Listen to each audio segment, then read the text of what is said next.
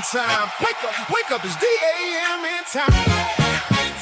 D.A.M.N time. Truth in the booth and the whole chat line. I walk in with the facts, no fluff in the bag. Hot coffee, cold truth, let me raise that flag. They came for the jokes, but they stayed for the lesson. I turn headlines into business confessions. I don't do fake, I don't tap dance nice. I say what I said, then I say it twice. If the world gone crazy, I'm the morning alarm. With a mic in my hand and some smoke in my palm. Say D.A.M.N. D.A.M.N. Say it one more time. D.A.M.N. If the truth hit hard, let it ride. If the show got value, put some love inside. It's D.A.M.N. time. Everybody say it. D.A.M.N. time. Don't just replay it. D.A.M.N. We live in the chat. If the facts hit home, go and tap that tab. D.A.M.N. Hands in the sky, wake up, get smart, let the nonsense die. Tap that tap, drop that love. Shack going crazy when that truth show up. Tap that tap, drop that love. D.A.M.N. in the morning now, turn me up.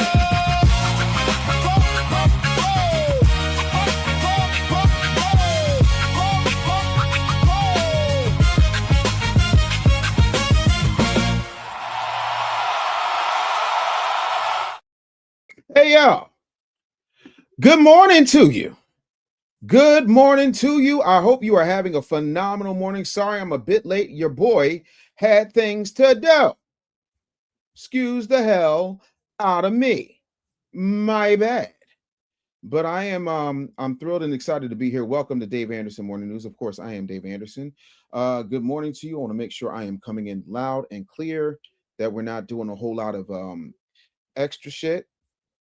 Want to make sure we're having a great conversation. Want to have a great conversation, y'all. And I'm hoping that you are enjoying yourself. Last night was crazy. Last night was absolutely insane. So yeah, man, I'm itching to get it. I'm itching to make it happen. Let me know where you're checking in from. Let me know that you can hear me okay. I want to make sure. So check in. And of course, man, y'all know it's crazy in the chat. So if you want me to recognize your situation, we're going to need to make sure you get your super chats in, because it's impossible. Like, I'll be missing out on stuff. I really do. So thank you. We got to get ourselves to a point where we're making it happen. And so I'm gonna just keep it a buck with y'all. I had an entire show planned. I really, really did. I had an entire show planned.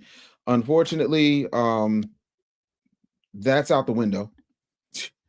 You know what I'm saying? Because so much has transpired between when I planned the show and what's happening right now. It don't even make sense. And so Tasha K came into the chat. Yes, Tasha K came into the chat. And apparently she liked what she saw, because Sunday I'm going on her show.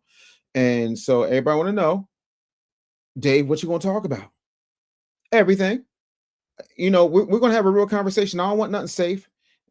Don't do the tell us about your journey. No, we're going to talk FBA. We're going to talk about the Tether Doctrine. We're going to talk about black politics, reparations, media relationships, business, the culture. And if Tasha wants to smoke, I bought barbecue sauce. But here's the other thing. Today, you are running D.A.M.N. I got some clips. I got some Instagram foolishness. I got some comic book stuff, because apparently I'm still a grown man who gets excited when somebody just starts to put out a Batman in a new costume. But I'm leaving room for you. Super chats are controlling the conversation. And if anybody watching thinks I'm wrong, please do not write these damn 12 letters. Listen, I just got finished with a dissertation. I'm not trying to read your dissertation, respectfully. Come up here. And you know what's going to happen when you come up here, right? You know exactly what's going to happen when you come up here. That's a jump in his head. Not like Roland, though. Not like Roland. Yo, what's up, Bishop George? Holler at me, man. Hit me up. I've been trying to get a hold of you, homie. So let's make it happen. I see Brooklyn is in the building. MJ from the DF Dub. What up? VA Bulldog said Tether K is tripping. Again, the studio is wide open for you. It's the diasporawars.com. Studio is open. FBA Convo. You better thank a YouTube member says, I heard Tasha K was in Black Alpha's live. Uh-oh. Wyoming's in the building. FBA says I'm loud and clear. Appreciate you. Yeah, no. Rashid said I see you from my city of Philly. Absolutely. I'm from Philly. I live in Philly. I went to Martin Luther King High School, Temple University, so on and so forth. What up, Goldilocks? Good to see you. I hate it here. James C, you better thank a YouTube member says it's too late. The black delegation have traded her FBA side for land in South Africa, by the way. Good morning, Dave. Y'all are wilding. This is gonna be a hard week. I don't know how I'm gonna get to Sunday without this getting canceled because y'all are vile. FBA 1976 said, rocking with you heavy. Keep doing your shit. Well, if you are rocking with me heavy, people, and if you support your boy, I'm gonna need y'all respectfully to go on and get the Tether Doctrine. I'm gonna need y'all to get the Tether Doctrine, not now, but right now. And of course, y'all know we got Afterpay and Klarna, so y'all can go ahead and get it because you're not just getting a book, you're not just getting a research paper, you're not just getting an audio book, you're getting all of my notes, you're getting my doctoral thesis, you're getting the audio companion as well.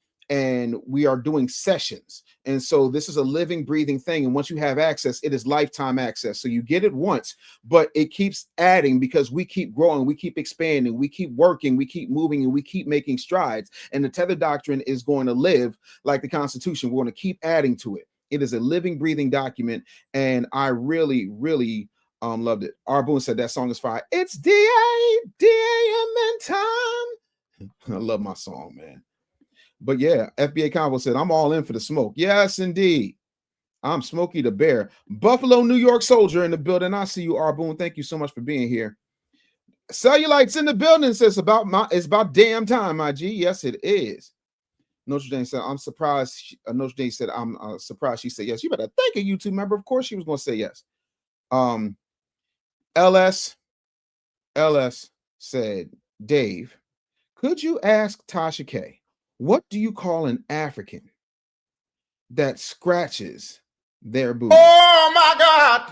Can we not? Can we not? Because apparently booty scratcher, like we got kids that are not reading on grade level. We got kids that aren't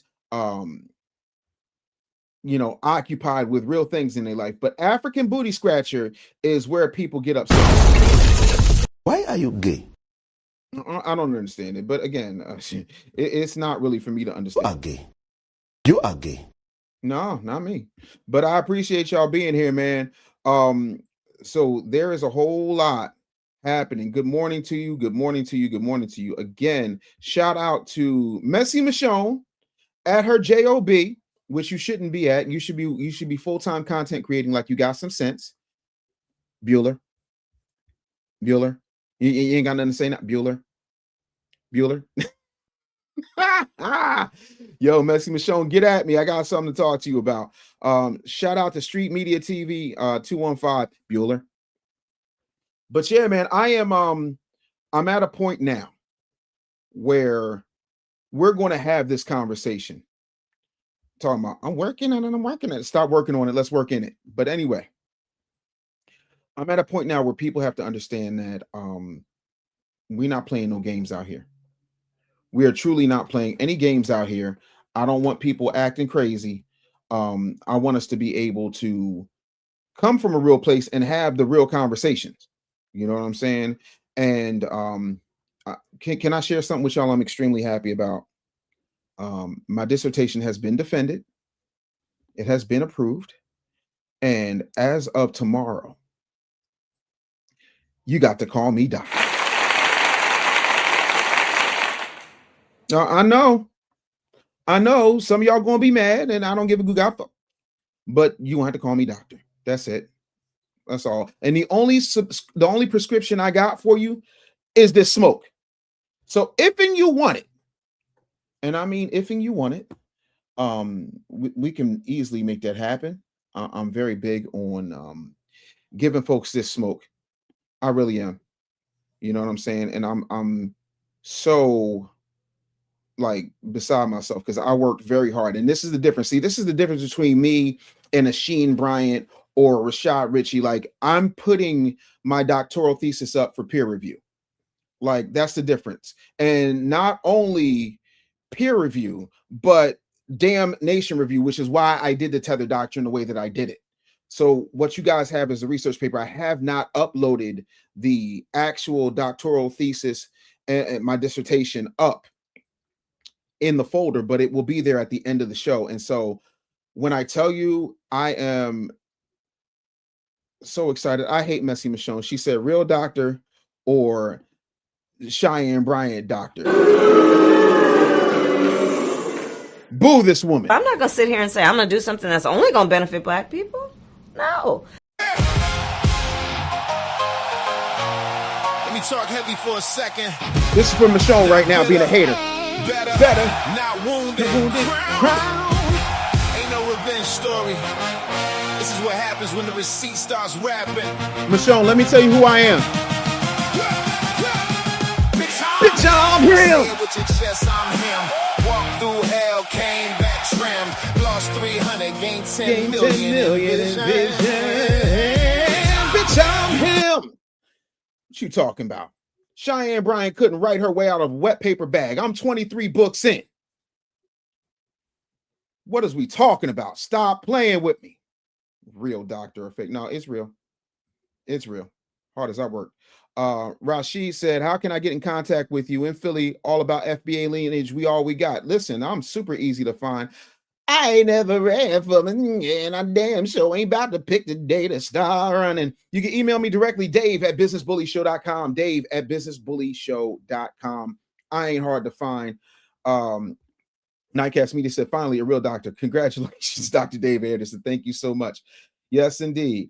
Let's see here. James C. You better thank the YouTube member. Said, I'm getting your book today, Brother Dave. I can't wait. I can't wait for y'all to read it. I'm like the feedback I've been getting, the emails I've been getting, you guys are really loving the Tether Doctrine because it breaks down now a lot of these musty, dusty tethers that have not read yet. They have not put down their zebra chops to actually read what I put up because it has less to do with people of Black descent throughout the world and more to do with delineation and what that looks like, because we have a named injury. We have a specific group of people, namely my people, who have suffered at the hands of the United States, the government, and the landmass wealth having owners and the system that created them that still needs to be repaired. So we're talking about that. We're talking about growth. And again, like I said, Cheyenne Bryant could never. Oh my God. Said what I said. So thank you in advance for purchasing the Tether Doctrine. I really appreciate it. And that's just what it is, man. So I'm super excited.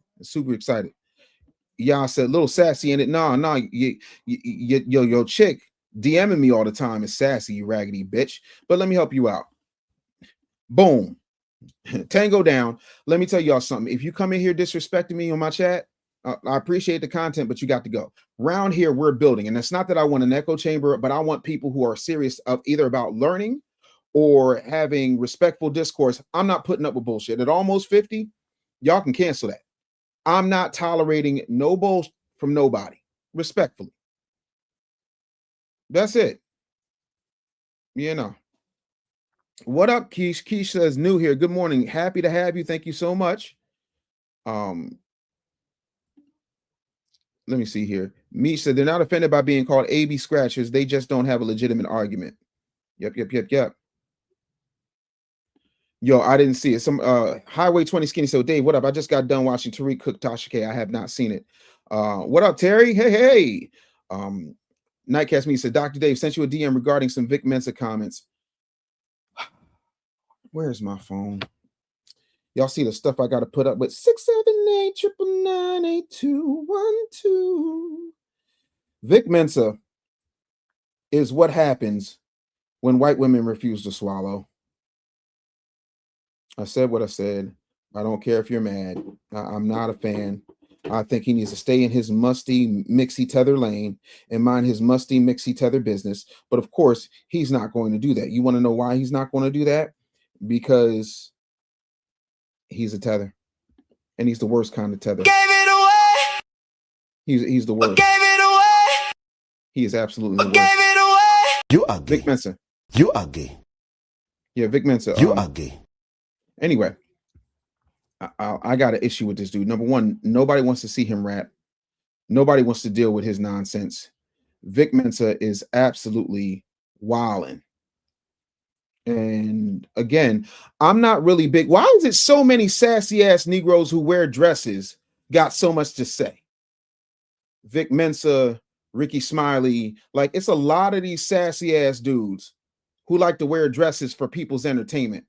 It's really weird. Cyberdyne 100, I get the reference. Good morning. Thank you so much for the 1999 super chat. I do appreciate it. But you could have taken that 1999, got yourself a Klarna or Afterpay, and got yourself a copy of the Tether Doctrine. That's all I'm saying. Don't get me wrong. I love the super chats. We not turning away no money. No. Link.me/the business bully. I need y'all to get the Tether Doctrine. But having said all of that, thank you so much for the super chat and the love. If you got a problem, or you got something you want to say, you can come on up here, say it with your chest. And we're gonna have ourselves some damn fun today. We're gonna have ourselves some damn fun today. Now, let's have a conversation about Tasha K, right? And here's the thing: none of us, if we're in this business, get out of it unscathed. There's always going to be something that somebody got to say. There's always going to be some craziness afoot, you know. But here's the thing that actually interests me about Tasha K, right? Hold on, let me trying to dust my microphone. That's better. Like everybody know the Cardi B lawsuits, Kevin Hart, celebrity beef, internet wars. Fine, Google works. But what interests me is something completely different. Tasha K survived. I need y'all to think about that for a moment. Most creators are terrified because somebody left a mean comment. Respectfully, this woman has been sued, dragged, celebrated, canceled, uncanceled, talked about by celebrities, talked about by bloggers, talked about by people talking about people, and talking about bloggers who are talking about celebrities who are talking about bloggers. And she's still creating content. As a business coach, that interests me. How do you build an audience of 1.6 million on YouTube alone that stays with you through controversy? You know, how do you rebuild? How do you monetize attention?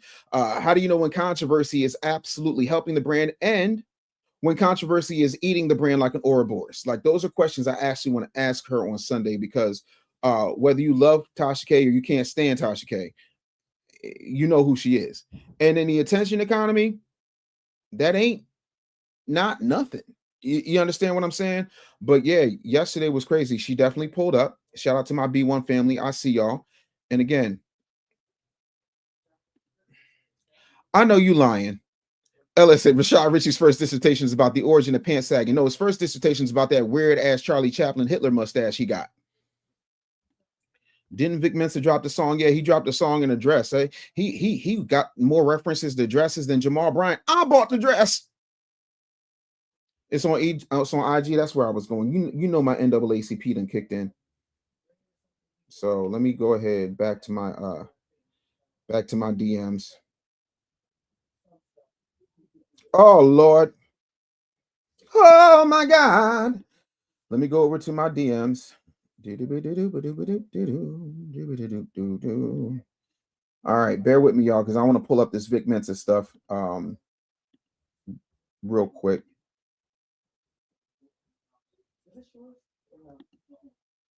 All right, so I'm going to pull this up. And again, no, I think that's Storks. Here's what it never seems to fail me. Now, y'all correct me if I'm wrong, because I'm not an infallible human being. But when it's time to platform sassy, musty, ignorant, grifting ass tethers, is it me or can we always count on Charlemagne? Why are you gay? I'm trying to understand. So let's take a look together. Judging you by, and why do you think it's you in the Confederate flag dress in the 3 years sober video? Hey, look, you know, parody. it had to happen. You know what I mean? Everybody don't need a podcast, Mike. I've been saying that forever. Up to and including your sassy ass. Yes, You know you're what I'm right. saying? And by the way, I love Cam. I would love to have Cam on my new show, the Vic Mensa Show, coming out August We don't care. 26th. We've talked about being 5 years sober now on September 1st, just like how much I've grown at 33 from 23 or 26. And that's one of the things I try to illustrate in this show. I've done a lot of wild shit publicly, like across the board. You know what I mean? My growth, my stumbles, my fuck ups, pretty much all of them been in public. Another thing I think though is that at a lot of times my messaging, whether it was effective, has been quite consistent. I mean, the things I stand for, the things I believe in. Even this conversation, it starts because I really do believe in the collaboration of Black people globally, like Malcolm did, or Martin did, or Angela, Maya Angelou, Marcus Garvey. All right. So first of all, Malcolm was really big on delineation because there is a clip, and I'm going to find it and play it for you, where he was checking the hell out of a dude talking about, well, you know, we need to get with Puerto Ricans and this. He said Puerto Ricans ain't got nothing to do with us. So you can miss me with that. But again, they like to invoke Marcus Garvey. They like to invoke Malcolm X. They like to invoke the minister because they can't pull up anybody today that is doing anything for foundational Black Americans. And again, we have to ask Vic Mensa the question, Why are you gay? But you know, let's keep listening to this. Our North Stars, they believed in our unity and that being how we really get free. One more thing I'll say though is that I actually love the lane and culture that exists for Cam and Mace and Budden and Joe and Jada, the elder statesmen of hip hop, to have a prominent, significant voice in the culture that they help shape. Like you don't get to stumble in and comment on the NFL off the street. You know what I mean? And I think we got a culture that so often discards our elders that I love to see a place where these guys are still contributing on the mic, even if they don't want to make albums. Do you feel, let's unpack that. I want to stay here. Yeah, I'm saying here. Right. With Cam and his comments back to you, right? What would your conversation be with him? Like, do you feel like he missed the point that you were trying to make in your video about the whole African not wanting to claim being African conversation? Well, at first he said that he felt that you misread what he was saying, that he was repeating what somebody said, and he thinks you took that out of context. That's where first. Was that the case? You know, I think sometimes we're not all having the same conversation. Like nationality and ancestral origin and culture, these are all different things. I do see oftentimes that comments are made that Black Americans have no culture. I mean, that's just untrue. You know what I mean? Black American culture is the most globally influential culture on the planet. Every corner of the planet is emulating Black American culture. And the truth is also that we've been fed an anti-Black narrative on all sides. Like as Black American people, we've been fed an anti-African narrative. As Africans, so often I see people fall into demeaning Black Americans because they think it's like their ticket to assimilation or proximity to whiteness. Like all that shit exists. I don't think any relationship of substance can be based on a lie. Like we can't brush none of that under the rug. It's all legitimate points of disagreement. But who does it benefit though for us to be separated is my big question. Like who makes the money from the disjointed African diaspora, Black people of the globe not being unified? And I do think we all generalize too much, right? Because if you listen to Cam's original comments, you can't make a broad generalization and say Native Africans do not genuinely embrace Black Americans. But there are a lot of Africans who do not embrace Black Americans. Sure they do are. look down on us. So I understood what Cam was saying, but it was just a broad generalization, I think. A broad brush is gonna miss detail every time. You know what I'm saying? Man, I've been looking into some of the knowledge, and like, you know, these are a lot of type of things that I break down on my new show. There's a company called Geo Group. It's the largest private prison company in America, responsible for incarcerating thousands of Black people here for profit. You are gay. Modern day slavery. You know where Geo Group is also operating? You are gay. South Africa. They got thousands of beds in prison facilities incarcerating Black Africans on the continent for profit. So it's like, yo, we actually do share a lot. We share a literal common oppressor. We share a common enemy. And it benefits them for us to think we have no common. I just want to point something out. Vic Mensa's people fled from Africa. Where's all the fighting the common enemy if you over here hiding from the common enemy, putting on a dress and picking oranges in your backyard? I'm trying to understand, where is the unity when Haitians don't get along with Dominicans, Jamaicans don't get along with Haitians, Nigerians don't get along with each other? Because if you're looking at the Yoruba and the Igbo, they fighting each other. You got illegal Nigerians being kicked out by South African Black Border Patrol. So I'm trying to understand, where's the unity in the fighting against the common oppressor then? Can somebody break that down to me? I'm asking. Why are you gay? I'm waiting. Anybody. He's not a foundational Black American. Why is he talking? This is super goofy. And notice how he completely just dodged the question and came back to my show, the Vic Mensa show, and I'm Vic Mensa, and Vic Mensa is Vic Mensing, and I like Cam, and I would love to have him on the Vic Mensa show because it's the Vic Mensa show and the Vic Mensa show. And by the way, the Vic Mensa show, I like the way that dresses feel, so that when the wind blows, my very, very small nuts can feel the wind up against them. I'm so mad at this sassy, light-skinned, nonsensical BS. And Charlemagne's over there looking at him like, oh man, this is deep. No, it's not. On the ground. Which version of Vic do you think people are still judging you by, and why do you think it's you in the Confederate flag dress? And you see how he avoided the Confederate flag dress question completely? That was the whole clip. He never once addressed the actual question, because what you got was what I like to call, wait for it, ladies and gentlemen, top tier tether babble. Gave it away. I am so sick of top tier tether babble. FBA Convo, you better thank a YouTube member said, this nigga Vince is clearly working with the ops. He is the ops. What has he done for Black people? What has he done specifically to help foundational Black Americans other than telling Cameron, well, the last name Giles comes from a European, but shut your bitch ass up. Where the hell do you think Vic came from? Like, I'm really sick of these daggone mofongo people sitting up here talking real greasy. Victor Kwesi Mensah. He dropped the H because he thinks anybody's going to listen to him, thinks he's a genius. Mensah don't know you, homeboy. You ain't got no pen. I ain't seen you in the registry. But again, and that's their whole gag. You better thank a YouTube member says every time we connect, it's about oppressor. Well, we got a common oppressor. Yeah, you. And so by that logic, ain't your mammy white? So is your mama a part of the common oppressor? Respectfully, I'm trying to understand which one of these white folks is the common oppressor. The Iceman 2006 with the $10 super chat. You better thank a YouTube member says, good morning, bro, Dave, and the D.A.M.N fam. David off, I'll have time to read Le Tether Doctrine this weekend, but I'm worried. After reading, will I develop an allergy to mosquito BLT?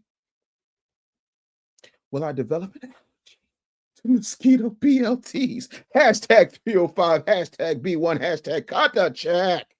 Listen. That's what it is. Delineation now, delineation together, delineation forever. I'm not going to sit up there. When you paint a broad brush, then you miss the strokes. You with the woo woo woo woo woo woo woo. Nakia Pickens says Dave is fine, and so it's true. Thank you. I appreciate it. I definitely appreciate it. Thank you so very much. My wife thinks so too. I appreciate you. Yeah, he fled. Vic Mensa. Victor Kwesi Mensah. Listen, I keep trying to tell y'all the FAFO is happening. The more you F around, the more you going to find out. Art Game says Vic Mensa finna find out, like everybody else that go live after doing goofy ish. It goes bad for them. All he going to do is respond with his show and never have time to even get to his show. Let me explain something to you. I don't give a damn how many orange trees he sits under with Chance the Rapper.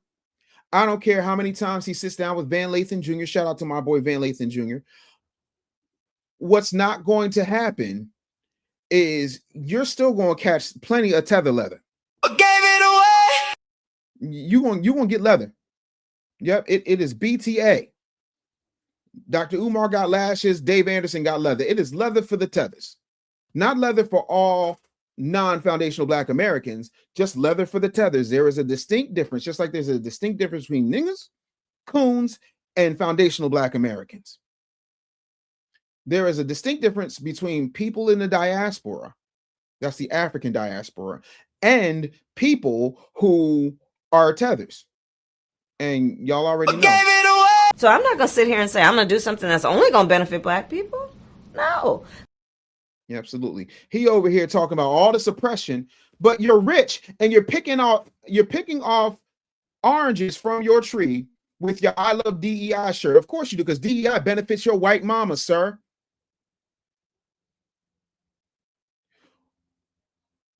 When Eritreans don't get along with Ethiopians, I'll be chill. You better thank you, YouTube member. That's what I'm talking about. And people don't seem to understand. No one is saying that there is not African blood in us. What we're saying is we're a completely separate ethnic group. That's it. No person ever in the history of Asia went to Vietnam and says, you know what? You know, Chinese and Vietnamese and Korean and Indian, well, y'all all Asian. Tell an Indian he's a Pakistani, even though the only difference between Pakistan and India is an imaginary line 100 years and a border. So what is we talking about? Y'all want to unite so that you can then practice flat blackness so that you can take care of our achievements, because y'all ain't inventing nothing but fleeing. Respectfully. Art said, I will be there if I ever catch him live. You better believe I will have some words for this goofy. He is goofy. He's absolutely goofy. TD Mighty said, don't do that. I'm light skinned. No. You cool. You cool. You don't act light skinned though. He be acting light skinned. He is the worst kind of tear the mouth. And that's my other question.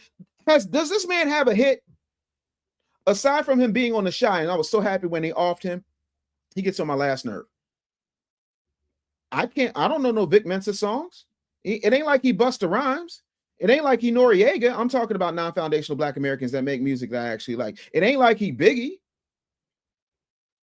Hell, I know more Burna Boy songs than I know Vic Mensa songs. In my new show, the Vic Mensa Show, I'm surprised he ain't do a deal with the Black Effect. They like them type of Black people over there. Because nobody wants to get in bed with the prototype. Nobody wants to get in bed with the prototype, because the prototype is coming with receipts, and the prototype don't duck no smoke. Real rap. Like, I stand 10 toes down on that. And anytime somebody out here has to sound the tether alarm, if you ain't hit that like button, what's wrong with you? I'm gonna just be honest. You know what happens if you don't hit that like button? You are gay. That's all I want to know. Why are you gay? You didn't hit the like button. You didn't hit the subscribe You button. are gay. That's it. I don't understand that. You out here like Jump in his head. Vic Mensa Show. Who cares? Did you say Certified Freeman? I think he got a song about wanting to be white. That top tier tether babble needs to come to an end.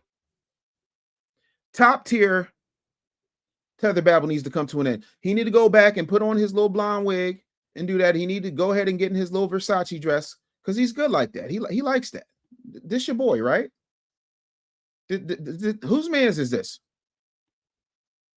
Whose man's is this? This your boy? Y'all co-signing this? Y'all co-signing this? Why are you gay? You are gay. What gave it away? Like, I don't even got to talk. It's all good. I ain't even got to talk. Like, to me, all he want to do is promote his little wackadoo mixy show.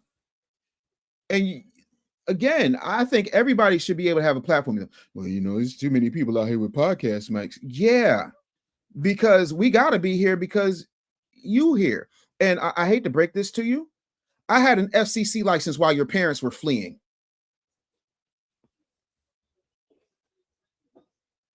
Charlamagne in the Hall of Fame, Wendy Williams in the Hall of Fame, Ricky Smiley in the Hall of Fame, Tom Jordan in the Hall of Fame.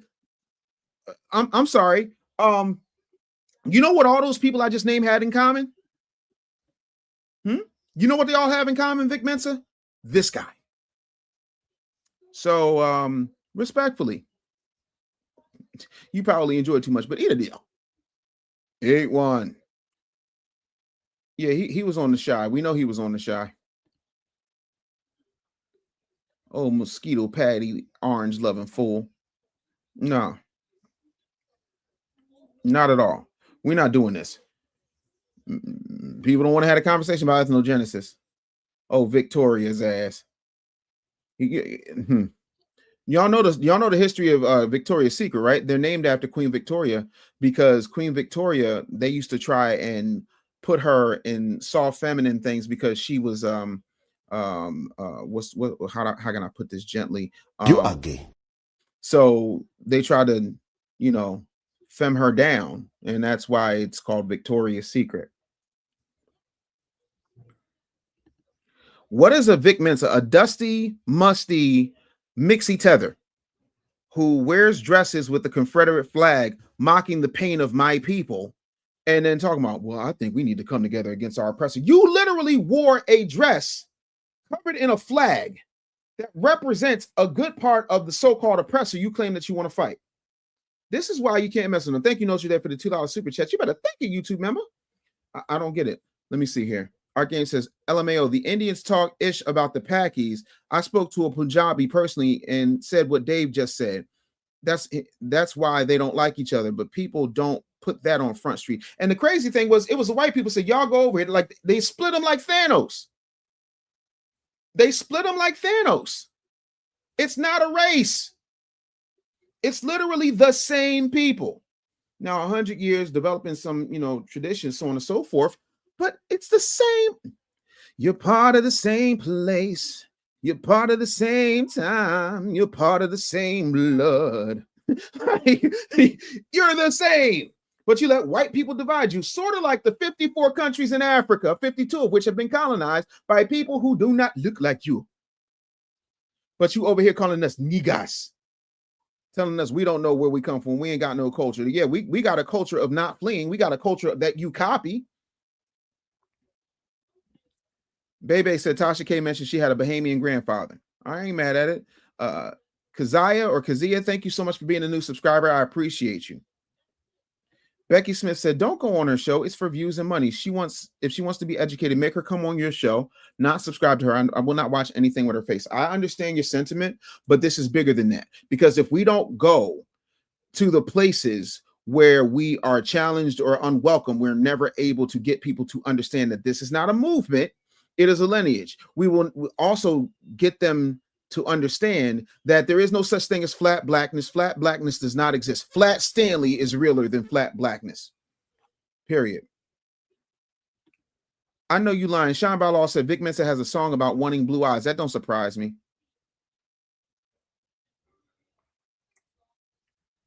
Turtle Islander says you can sense the tether type. What gave it away?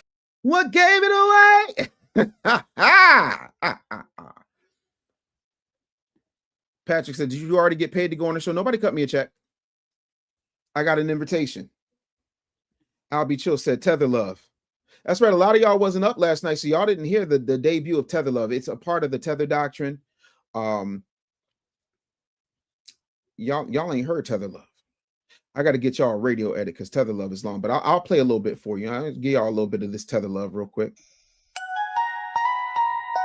Sometimes love makes you see things that nobody else can see. And sometimes that's the problem.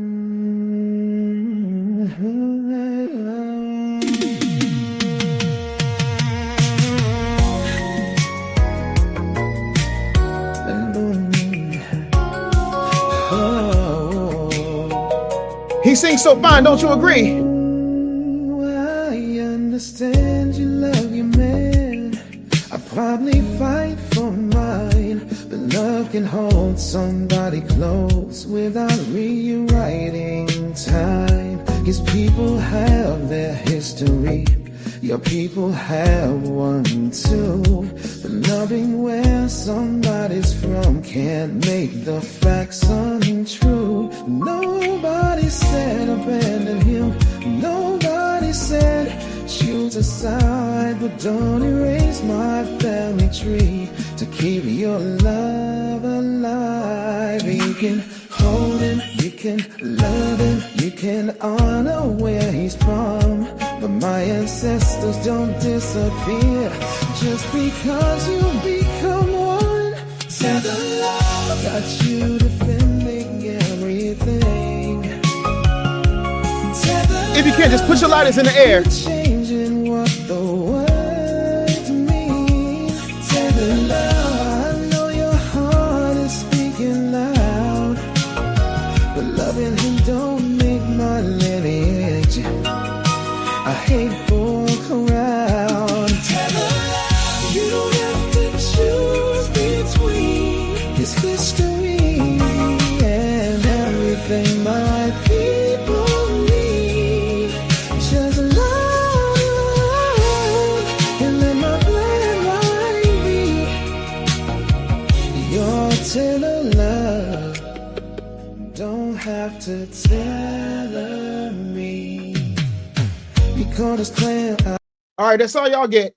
That's all y'all get. Shout out to Dimples718 with the gold coin. Appreciate you, Dimps. Thank you so much for that. And we got another super chat here. Let's see here. Thank you for the gold coin, Soul Stoic. Appreciate that. Thank you for the guitar, Jesse Van. Jesse Vashon Mercer. Thank you for the 1,000 jewels. I really appreciate that. Yes, indeed. Tether love. Right there for you. Yeah. I'm so upset y'all over here trending in the chat right now. Hashtag Tether love. I hate y'all so much because y'all encourage the foolishness. Y'all encourage me to be foolish like this. Cosmic Rose with the 1,000 jewels. Thank you for the GOAT trophy. I do appreciate it. I am the GOAT herder. Yes, indeed. Have you gotten the Tether Doctrine yet? I'm going to need y'all to go ahead and click the link for that. It's right there. Get it now. Link.me/the business bully. You can do Klarna or Afterpay. And this is a lifetime access to everything in the Tether Doctrine. So I'm extremely excited for you to have it. I'm extremely excited for you to participate in it. It is absolutely awesome. Yeah. Tether love. Ah! Yo, so make sure y'all head on over there. I'm just I'm beside myself with this Vic Mensa mess. It's crazy.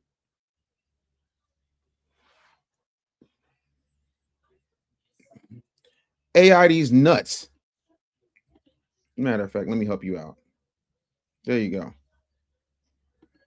Every time this song plays, another Tether gets deported. I hate you so much. Bebe said, I love artists that can actually sing and have talent. Great song, Dave. I appreciate it. You know, that was the goal. I was shooting for like Troop, Force MDs type vibe. Black Belt Jones says, her Tether husband feelings are hurt. Let's see here.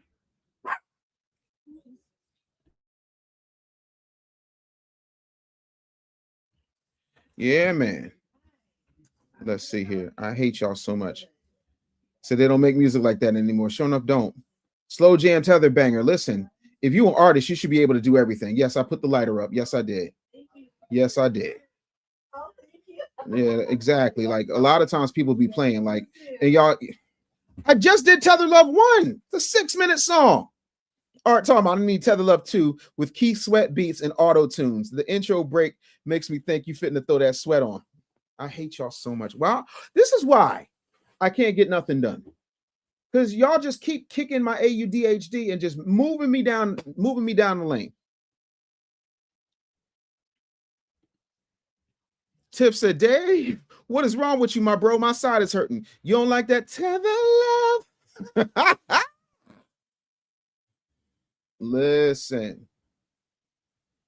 Mr. Dub says, Dave, I'm glad you pulled up last evening. That pre-talk about Tasha K's hurt feelings about name calling. I don't get it. Love the Tether Doctrine, though. Thank you so much for getting the Tether Doctrine. If you haven't gotten it, go ahead to the link. It's also in the description.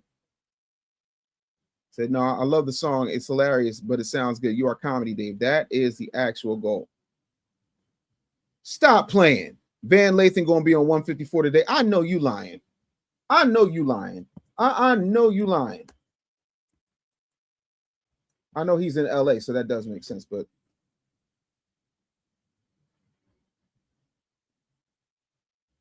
oh, 2 days ago. Oh, here we go. Well, let's go ahead and I didn't even know that this was a thing, but oh, it premieres in 30 minutes, so we're gonna come back to that. We damn sure gonna come back to that, but yeah, no. And again, I really feel like that was a strategic move because Van ain't gonna give him no smoke. Van is a liberal. Van does not really understand the FBA lineage, as far as I know. But that's just to try and shut us up. Like, oh, see, I got a foundational Black American on. See, I got one because it's all about unifying. It was all about unifying and be called 155, not 154. Mr. Jataka 40 says Tether R&B stands for rib cages and bushmeat. Why are y'all like this? Frankie Gates Jr. said that song is fire, brother. It gives off them serious Joe vibes. I was a huge Joe fan, still am. What up, Nina Simone? Appreciate you. Tickless Tether sold separately. Delusional dummies. Why are y'all like this? Yo, y'all need to go head over to Jaro Go before I forget and download Jaro Go. It is on your app store, whether you are Apple or Android. You can get Jaro Go right now. That is Jaro Go. Jaro Go. Get it now. It is foundationally Black owned, created, managed, and operated. I'm gonna need y'all to go ahead and get that. Make sure y'all do that and let everybody know that Dave Anderson sent you. I definitely appreciate that. Really, I do. But yeah, and for those of you who got the Tether Doctrine, I'm always looking for feedback, so please give it to me.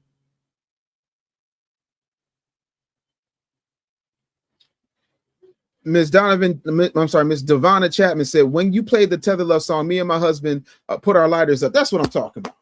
Put them lighters up. Early BBD is crazy. You know what I'm saying? Because they tears I see drop from your eyes. Tell me why you cry. Good record. Me and Simone says, time to pull up. Pull up on me. Yes, indeed. Jay Meadows says, DMV, FBA, we don't play. Stand on business, my Hebrew people worldwide. Yo, Black Belt Jones 215 says, we appreciate you for being and for the ability to get on these platforms and represent us right. Yeah, I'm not going to have us out here. Yes, Van Lathan is a Democrat. He loves the liberals. That man loves to be liberal. FBA Convo says, so Godfrey, stop calling this man Godfrey. Godfrey really fled from the Dave Anderson interview. You better thank a YouTube member. We're still trying to work it out. It could be next week. I'm not sure. It's that and the third. Oh, Soap said, get a damn job. This is my job. Booting your bitch ass out of my chat. See, I'm working just that quick. I know that's right. Dalen Green 2500 said Vic Mensa is about to go star in Bussy and the Beast. I hate that. I hate that so much. FBA Convo said pathetic Godfrey don't stand on business like my FBA family. You better thank a YouTube member. Anton Hill says, why is Godfrey dodging you? I'm hoping against hope that is not the case. I really am. But again, I just want to have a substantive conversation, and I don't think Van Lathan is the person to have that conversation with Godfrey. He can talk about his own Black experience. That's fine. Fiction said, is Dave's Financial Freedom book on Amazon? No, you can get it at the link in my bio, which is link.me/thebusinessbully. And I will say this, if I'm going to do something special just because y'all are here today, if you get the Financial Freedom book, you'll get the Tether Doctrine. If you get the Tether Doctrine, you're going to get the Financial Freedom book. How about that? How about that? I'm going to throw it in. And the Financial Freedom book in and of itself is $100. So, you know, you're literally getting 2 for 1, plus the album, plus the live private convo, plus the audio presentation, plus the breakdown, plus the 25 questions you never thought to ask when being confronted by non-foundationals. So if you want it, again, it is link link.me/the business bully. Link.me/the, y'all know I can't type and talk at the same time, business bully. Make sure y'all go on and get it. Let's see here. We got some more jewels popping. Got the Uncle Alert from Keith Core 6254. Thank you so much. Yeah, y'all. I've heard about some lawsuit. Is there really a lawsuit? Are foundational Black Americans suing Tasha K? Is that what's happening? This is all news to me. So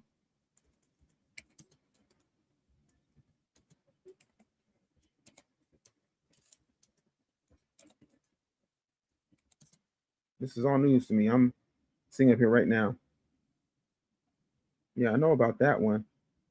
Oh, okay. So let's go ahead and watch this O'Shea video, because apparently there might be.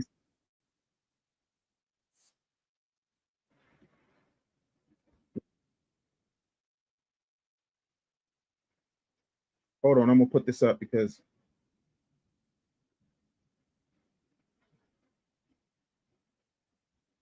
something that he said during that interview that really pissed a lot of people off. The Chinese American has a base. He knows he's from China. The Italian American knows where their grandparents came from in Italy. They know the first person from their family to come to America and start that line to make them Italian American. Same goes to everyone else except the African American. Damn. Many people took offense to Burna Boy's assessment, but there was one person who came to his defense. Why the f are you apologizing for saying that Black Americans need to know where they come from? You do. For many people, this was not a surprise because Tasha K is married to a brother from Mali, and they have been in that marriage for over 20 years. And although Tasha K deals in what I would consider the Black American commentary or celebrity space, she is a hardcore Pan-Africanist. She believes in working with everybody in all the communities and that the beef between Black Americans and Africans should stop. But that was 2023, and a lot has changed since 2026. He's right, you know. From 2023 to 2026, the talk about delineation from the diaspora has grown exponentially. So much so that the terms #FBA or Foundational Black American is being used by mainstream media outlets and big-time commentators. We see it all the time. And some of this backlash has come back towards Tasha K because she is married to somebody from Mali. And she would come out and address this on her show. Here's what I think about the FBA movement and any other movement that has to do with Young Pharaoh, Brother Polite, Dr. Umar Johnson, all of these movements that y'all look up to, all these men, okay, that I guess guide you to help elevate your consciousness. The first thing that Tasha K attempts to do is to combine the foundational Black American community inside of the conscious community. And if anybody remembers some of the conscious community channels here on YouTube, such as Sodnetter TV, or just any of those channels in the pro-Black space, you would notice one thing, that the conscious community. Y'all know I'm not Pan-African. I don't believe in Pan-Africanism. I believe in doing global business, and I do global business with all types of people, white people, Asian people, Africans, Jamaicans. I don't discriminate, because any dollar I get, when it hits my hand, it becomes a foundational Black American dollar that I can then go and pay foundational Black American people. That's how that works. But I'm not going to, at the expense of my people, disrespect my people in the process. And that is my issue. And Pan-Africanism tends to be a one-way street because it's an ideology. It's not even a practice, because no one has yet to tell me, not what's his name? Babar Labamba, what Dr. Babar Labamba, can nobody tell me how Pan-Africanism in the past 25 years have benefited foundational Black Americans. But I digress. It's largely Pan-African, which the foundational Black American community is not. She talked about certain guys like Brother Polite, Dr. Umar, and Young Pharaoh. All of those people are largely in the Pan-African world. And what this really reveals to me is that Tasha K has not either researched or really understood the claims of the foundational Black American community. But she would continue. Here's what I would say about the FBA movement. It's no different than the KKK. Meant to divide. Oh my God! Meant to separate you, to isolate you, to have you looking at other races that look like you and hating them for no reason. The claim that the foundational Black American movement or the foundational Black American lineage is equivalent to the KKK needs to be addressed very quickly. And to that point, last night I addressed it all the way, because to me it was an egregious error in judgment to compare foundational Black Americans to one of the biggest white hate groups in the history of America. Because we're not terrorizing anybody, we're not stopping anybody from voting, we're not lynching people, we're not hanging people from trees, we're not doing any of that. We just want our lineage to be recognized as its own ethnic group, period, point blank, so that people cannot come in and cosplay. And that's why everybody's mad. Like, if we're going to talk about it, let's talk about all of it, but let's keep going. It's the same foundation and principles that the Ku Klux Klan build themselves on, which is protecting their whiteness, their pureness, not knowing that they are not pure. It's a lie. Because the KKK is an organization founded to basically go against democracy. And it did so to enforce a few things. Number one, racial apartheid. And then number two, to terrorize Black Americans through certain means, such as lynching, murder, and intimidation. Now, if she wanted to compare the Nationalist Party of South Africa with, F.W. de Klerk in the 80s and 90s, then that would make a whole lot of sense, because the Nationalist Party would be a very good comparison to what you see with the KKK. But the foundational Black American community could not be called that, because it's just simply not true. We don't see any foundational Black American people or movements, or however you want to characterize it, doing anything to Africans or Caribbeans based on the fact that they are Africans or Caribbeans.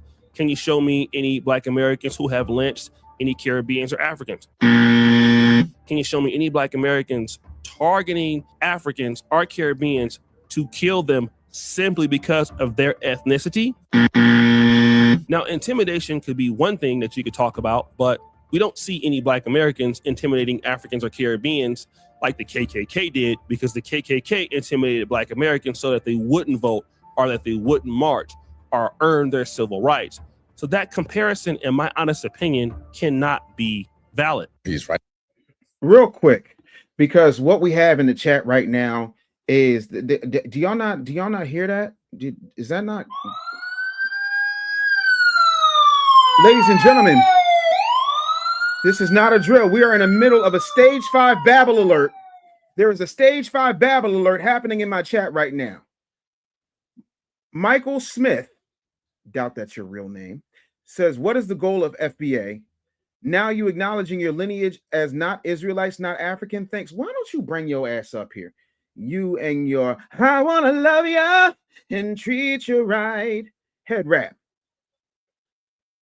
Is this tether, this tether here babbling? Is this tether here babbling? I wanna know now. I dare you to pull up. Pick up your skirt, hit the link, and let's have a pull up. Come on up here. We got 3 minutes on Michael Smith. Start the clock on Michael Smith. He's got 3 minutes to get up in here, since he got so much to say. Israelite. I don't care if it's Israelite, troglodyte, Marcusite, or Pedialyte. Come on up here. Please don't be a superstar in my chat. Get your ass on the Summer Jam screen. 2 minutes, 33 seconds. Furthermore, this idea that Africans don't do anything to Black Americans is something that should also be talked about, because it just shows that Tasha K and other people in the Pan-African community are not willing to listen to the claims that people in the Black American community, our hashtag foundational Black American community, have leveraged against the Caribbeans or Africans. And then what you see historically is that Black Americans have largely been supportive of the African community, which is all 54 countries. And we have done that through money. We can go back and talk about Tom Mbuya in the Kenyan airlift experiments in the 50s and 60s. We can talk about when Nelson Mandela came to America in 1990 after he got out of prison, and he went to certain cities like Atlanta, speaking at Morehouse College. He went to Boston. He went to Oakland. He went to Los Angeles. He went to DC. He went to New York. He went to Miami. Within that particular tour, he raised over $5 million from guess who? Black Americans. And furthermore, she's exonerating Africans as if they have no problems. And we know that cannot be true, because all we got to do is go to South Africa and see what South Africans say about the same African migrants coming into the country. I mean, we already know what's going on with the Caribbean beefs, with the Jamaicans not wanting the Haitians to come in, or the Bahamians not wanting the Haitians to come in, and vice versa. And as far as being divisive, there is nobody as divisive, in my honest opinion, as the Africans on the continent themselves. I mean, we could even look at Tasha K's husband's home country. And again, he's an individual, and I'm pretty sure he's a great guy. I've heard a lot of nice things about him. But let's talk about being divisive. Mali itself is divisive. How do we know that? In the last 14 years, Mali has exercised not one, not two, but 3 military coups in 2012, in 2020, and in 2021. Let's talk about the 2020 coup. They were in a West African community called ECOWAS, which includes Liberia, which includes Ghana, which includes Nigeria, which includes Senegal, and certain other countries, right? Liberia, Sierra Leone. Guess what Mali did? Well, because they did a military coup overthrowing the current government, they got sanctions. And instead of working it out with ECOWAS, they decided to leave. Mali, Burkina Faso, and Niger formed the Alliance of Sahel States, also known as AES. So if that's not divisive, I don't know what is. And then Mali itself is full of division. Oops. Oops. Oops. Let me say it one more time. Gave it away. Got it. Let me read some super chats real quick. Shout out to Tada with the 10 jewels hiding. Shout out to Mike James. Who? Mike James. James with the Uncle Alert. O'Shea Duke Jackson with the big 50,000. Is that Ugandan coins? Is that Ugandan coins? He said, thanks for the review. Keep up the awesome work. Appreciate you, homie. Thank you so much for the support of the channel. Everything you do, really appreciate it. And you know I'm going on Tasha K's show tomorrow, right? I mean on Sunday, right? So we gonna have a conversation. And she pulled up in my chat last night. O'Shea, I don't know if you was aware of that or not, homie, but I want to keep rolling because he's giving out receipts. O'Shea's giving out receipts. Everybody want to talk about how divisive foundational Black Americans are, but there are 54 countries, hundreds of thousands of tribes, thousands of gods, different types of Jollof. There is a bushmeat crisis, but we're divided. Y'all keep talking about the common oppressor. How come y'all ain't got the common oppressor off that continent? I'm sorry, Bueller. Anybody? What gave it away? All right. Look, if you come up here, you have to put your camera on. I'm not talking to an unavailable person. So put your camera on if you're coming backstage. Those are the rules. Bring that ass. Let me know when y'all get y'all camera on. The Northerners versus the Southerners and all of the terrorism that goes on in Mali. And again, that's how Mali gets down. Now, again, Tasha K's husband or people from Mali in America, they could be very great people, right? But this is what happens in Mali. And not only in Mali, on the African continent. There is nobody that I have seen worldwide more divisive than what you see from Africans. And if you think that the people that come from divisive environments come to America and want to unite with Black Americans, it's largely not true. He's right, you know. And then she would say this. Y'all don't put food on my plate? Y'all don't pay none of my bills? I'm not trying to be funny, but it's not Africans that are watching Tasha K. It's not Caribbeans that are watching Tasha K by and large. It is us. The majority of the winos, and when I say us, I mean foundational Black American women primarily, are the winos. Real rap. Everybody I know who watches Tasha K, likes Tasha K, has Tasha K as a guilty pleasure, is a foundational Black American woman. So technically, foundational Black Americans do pay your bills. Says that she doesn't work for you. Well, that's a lie because she does. Tasha K cannot get any money in the African continent as far as being. I'm sorry, what? What you say, O'Shea? What you say? Monetized. She's a very, very talented creator, but her money comes from the Black American audience or people that live in America.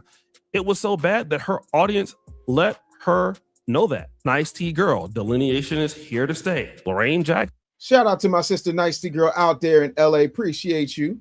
You still have time to take this post down because you're about to get dragged talking about the most powerful, influential, resilient, spiritual, divine, chosen people in this world. You only feel that way because your husband is African. Way above your pay grade. Stick to gossip. And then the last part. Now sitting in living rooms with bonnets on, causing division because you angry, trying to be accepted no different than a gang on gang crime when you got them little boys in Chicago or any other city taking each other out over what? Just because you look different? Now, despite Tasha K being a very talented commentator, like I really love what she does and how she does it, she's tier one. I got to give it to her. By the way, there's well over 1,100 people in here, and we don't have 1,100 likes. So I'm gonna just need you to take 1 second and click that like button. Don't be a hater. Just click that like button. All right, let's keep going. She's way better than me at this YouTube thing. However, Tasha K engages in a lot of conversations that are not intellectually honest.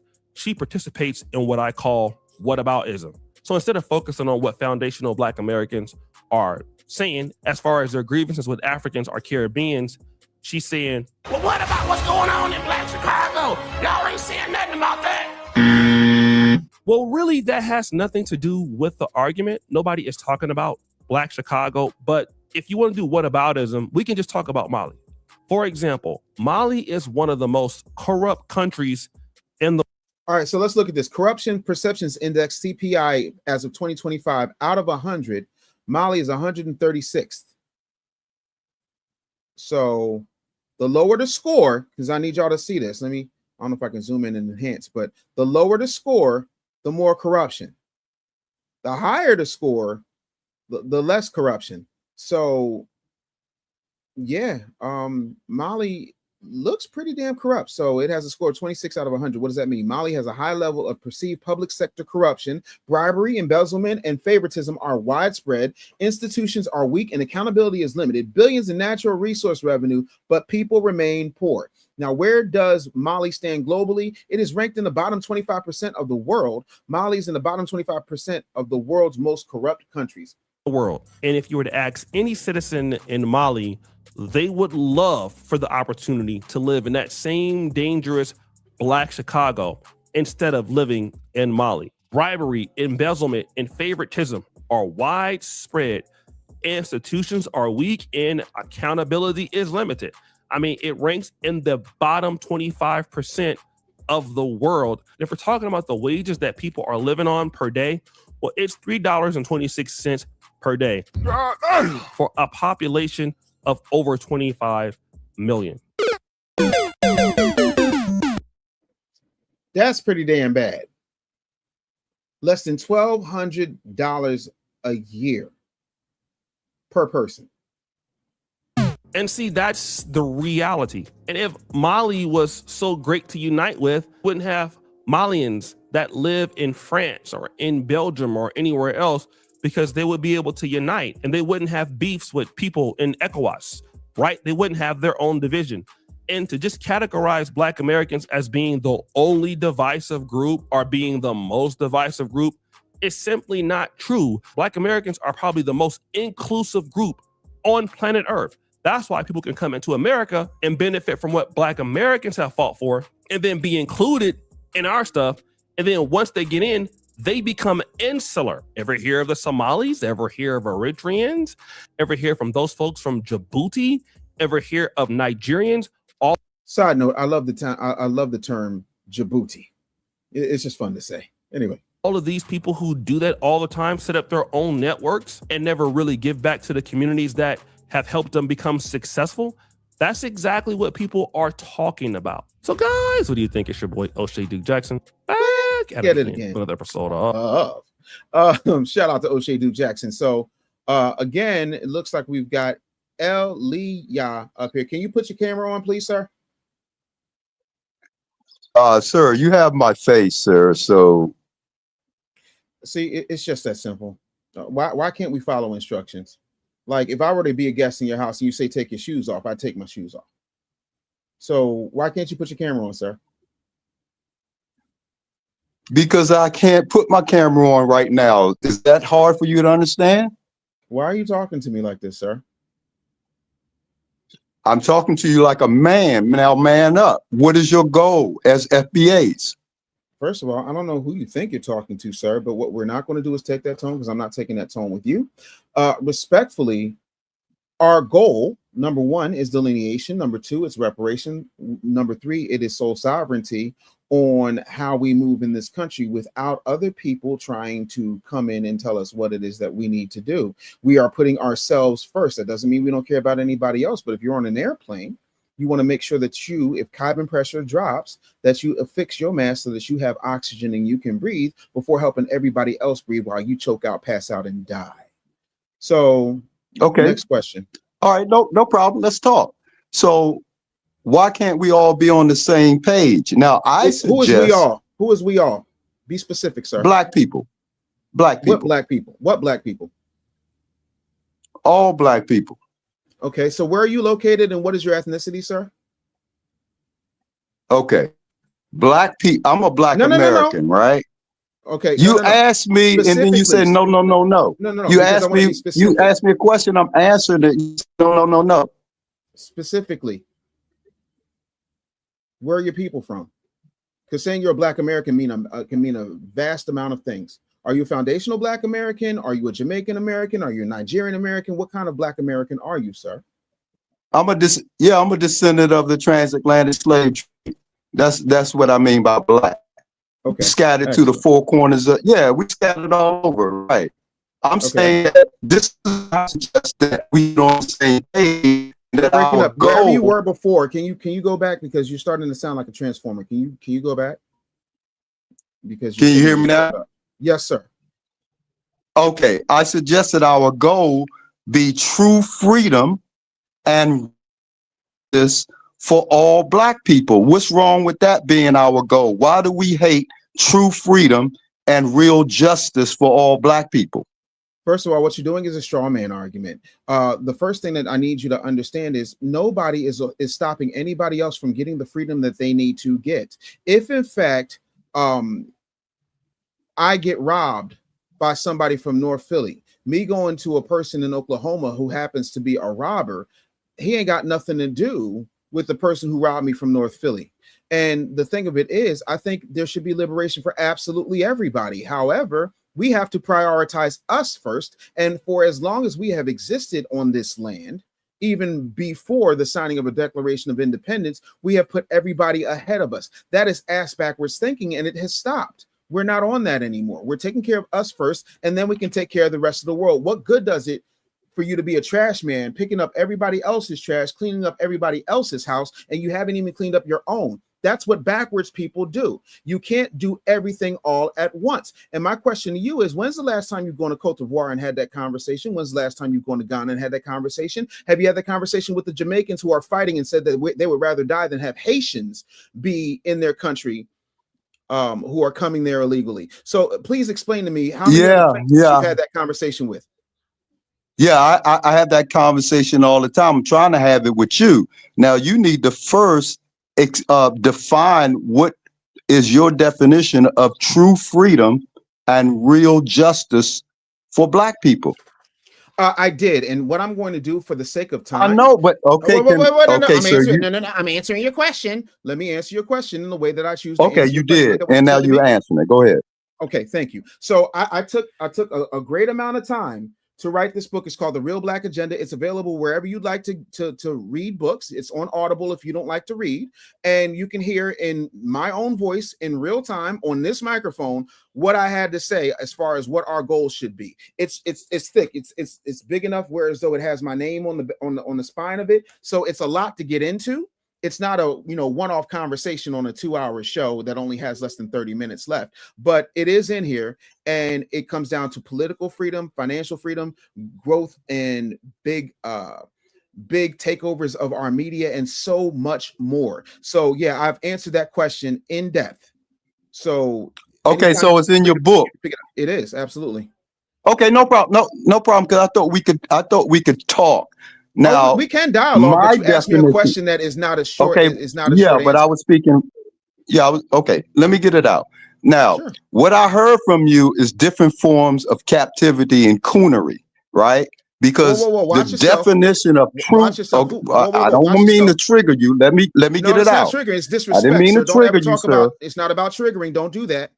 I'm You're talking not gonna do about that here. your definition. I'm not talking about you, sir. You're my brother. Okay, be clear. I'm talking All about your definition. We got sellouts in the Black community, okay? Don't mean I don't love my people. Now, the definition of true freedom and real justice for all Black people is Black worldwide domination and total rulership of this entire planet by 100% Black people only. Are you down for the cause? Yes or no? First and foremost, how does that work? What predator drones do you have, sir? What nuclear Okay, arms you do couldn't you even have? give a yes or no. That's why I'm talking Because about I don't the understand your coonery. definition. It's not coonery, and if you call me coon You one more time, you'll have a understand problem, it? sir. No, I don't, because it doesn't make any logical sense. What military operation do you have? If 85% of Americans who happen to be Black are obese and out of shape, how in the world are you going to fight a global domination revolution when it hasn't happened yet? Hell, you can't even get Nigerians, the Igbo and the Yoruba, to settle their fight, and they've been fighting for years. So explain how that's happening, sir, logically, step by step, and go. Okay. So now you just revealed to everybody that you don't believe that something like that could happen because That's you not made what I up said. all type of excuses. That's That wasn't what an you excuse. That see. was no. Do you Stop. agree with Stop. the plan? Not. You haven't Yeah. said Do a you plan. You agree just made a with sentence. That's not a plan. Do you That's not a agree with plan. the definition? I How know can it's I agree with triggering. No, it's not a matter of triggering, and please don't talk to me like that. Yes, My own it wife is. don't talk to me like that. No, it is not, because you couldn't trigger me because I don't care enough about you. I don't even know your name. So what I'm trying to tell you, sir, respectfully, is you saying global domination of all Black people so that Black people can rule the world. How, Sway? You're not giving any But you don't. specifics. But that's not your Excuse goal, me. sir. I'm gonna say this one more time. Respectfully, if you're going to make a statement about global domination and you do not have anything that makes a superpower globally, you have no nukes, you have no advanced military, you don't even have the computer technology to pull that off, you don't have access to any satellites. See, if you're going to talk about war, here's something basic for you. As somebody who used to be almost 600 pounds, who is now 200 pounds and takes his shape very seriously, most Black people in this country, I don't know what's happening in the rest of the world, but in this country, they're not in fighting shape. They don't have any survival skills. And by that, I mean hunting, fishing, weapons training. They don't do any type of military training. They don't do any type of martial arts worth talking about. So how in the world, I want to understand, for me to agree to a global domination type of situation that you're proposing very weakly at this point, I need to know what the steps are and how that happens. Can you answer that? Yes or no? Yeah, you're trying to find the steps. You're talking about war. I never said anything about war, sir. How else do you achieve global domination I'm without trying war, to get sir? you to. Yeah, but How do see, you you achieve keep global domination interrupting without me in the war? midst of my speech because you're triggered. I'm not triggered. You I can't even promise you let a I'm not. man As many speak. times as you saying this, I'm trying to get you to answer one question logically. And the question I'm asking you is how? I understand the what. I'm trying to understand the how, because last I checked, history, forget me, history will show You you keep that in order. talking. You keep talking Excuse me. about your book, bro. There's a Excuse book me. I'm not called the talking about my Torah, book. I bro. talked about, bro, I've read the Torah. Yeah, I'm a there's a book theologian. called the. So, like I said, you're talking about everything but what I asked you, which was, what is your plan, sir? How do you get to global domination? Because historically speaking, how do you get to global black domination without any type of weaponry, without any type of military offense? How does that happen? What is your plan? Instead of talking about I'm triggered, or I keep talking about my book, which I've only mentioned twice, how do you get there? Okay, before we get to a plan, sir, we're talking about the goal. Is that your goal, or anybody in the chat? Because you all sound like coons to me. I'm sorry. You fight, yeah, you're not trying, you don't want true freedom and real justice for all black people. You want a check. Based on what? Who wants? It's not just a check. See, again, you You didn't read the book, said so you don't know what you're talking reparations, about. sir. Do you know what reparations You said actually reparations, is? sir. Do you know what? Sir, stop. This is when ignorance and loudness and ego get in the way of people actually progressing, because you're listening with your mouth instead of the 2 ears and that 2 square feet of real estate in between them. What I mean by reparations, and this is in the book as well, not just money. Education, not being able to pay taxes. There's an entire plan that needs to happen that I outline in specific detail. It's not just money. That was you making a gross assumption, and you still have not answered the question. How do you get global domination? By saying, I have a plan. I had a plan to sleep with Holly Berry. It didn't work out. You want to know why? Because I didn't have any effort to sleep with Holly Berry. So I'm trying to ask you specifically, since you brought up global domination, how do you get to global domination without a military, without weapons, without nukes, without satellites? How do you get there? Can you answer that? I don't want to hear about the Torah. I don't want to hear about triggers and coons. I want you to answer the question, sir. Again, that is not the goal of the FBA. They're not seeking black worldwide domination and total rulership of this entire planet. That you're not there. So I want y'all to elevate your minds. How can I elevate my mind when you're we're talking about on the everything but the brink. damn Hold plan? on, sir. Let me finish. Answer the question, you can't let sir. a person finish. You haven't answered the question yet. Okay. We are on the brink of World War III, nuclear war destruction of America reality soon. All right. And Trump is doing a heck of a job preparing all of that. Okay. So I don't know what type of stuff you talk about that's going to go on in America when America is about to be nuked. What about that part? Again, you have not answered my question. Again, you don't want to deal with reality. I do want to deal with reality, but you ain't got no plans beyond that, sir. I guys got an in entire La La book. Land. What do you got? No, I'm not in La La Land at all. You haven't read anything yet. Tell them out. What I'm saying to you, sir, is very simply answer the question. Don't talk to me about Trump. Don't talk to me about all these other things. Don't talk to me about World War III. You brought up global domination, and I'm asking you how. Show your work. This is long division. This isn't calculator math. Show your work. What is the plan? If you can't do that, you're wasting time. So you can talk all the coonery you want to. You can talk all the nonsensical BS you want to. If you don't have a plan, you're full of shit, respectfully. What is the plan? How do you get to global domination? You brought it up. How do you get there? I'm waiting.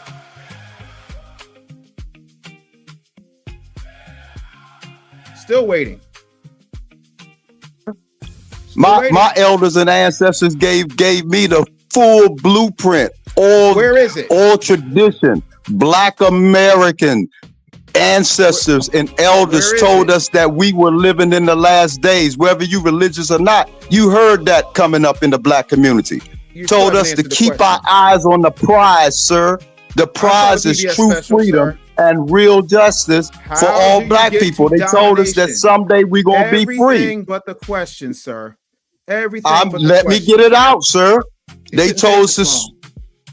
What are you talking about? Shouldn't take this long. I'm trying to remind you. About ancestors. I'm not talking about religion. I'm talking about what your Black ancestors told you. I don't that need you to tell me seem to my black forget. ancestors. I didn't forget a damn thing, sir. I honor my Yeah, they ancestors told every you day. that What are you someday doing? we're going to be free.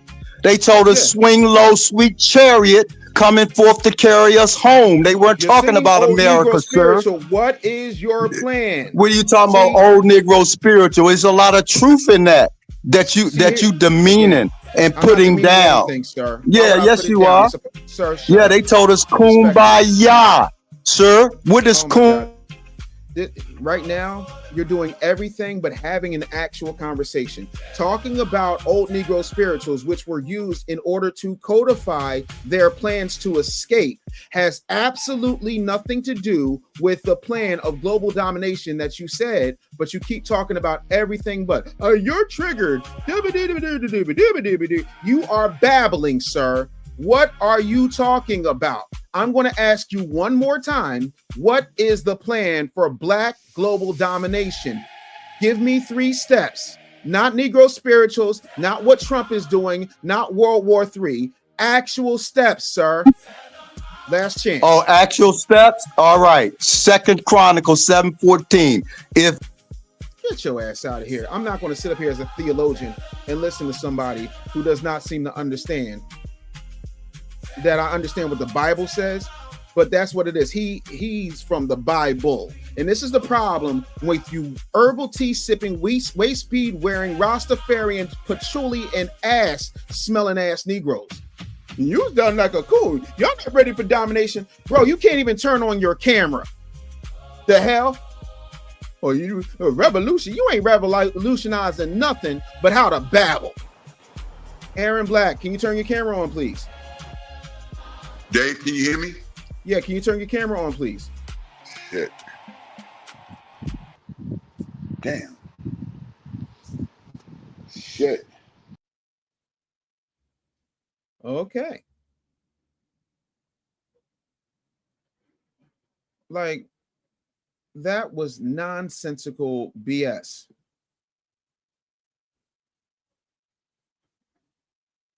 Y'all not ready for that. And like, if he's not a tether, he sure danced like one.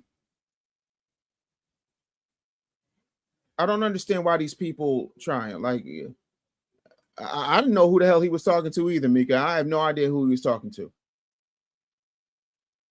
Just nonsensical plebiscite BS. Absolutely, Anna Jackson, 100%.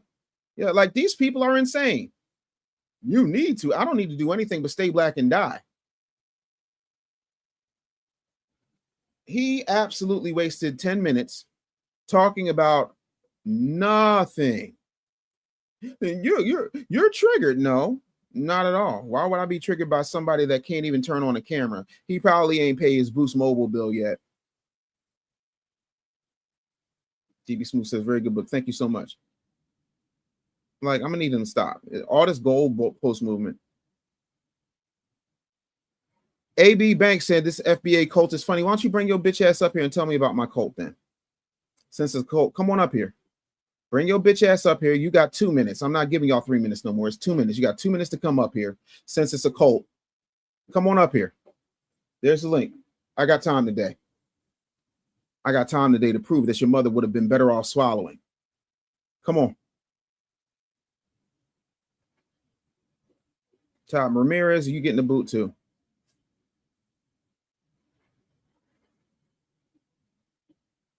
John Reddy with the 440 joules. I definitely appreciate you. Yeah, they don't have that conversation about Nigerians getting kicked out by black South Africans, not the Afrikaners.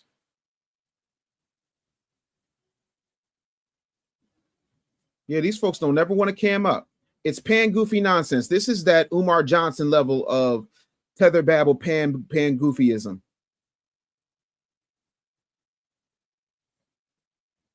Messy Conservative says, why doesn't he understand ethnicity? People on the continent just don't call themselves black. What a dummy. Yeah, he's a moron. And that's what happened.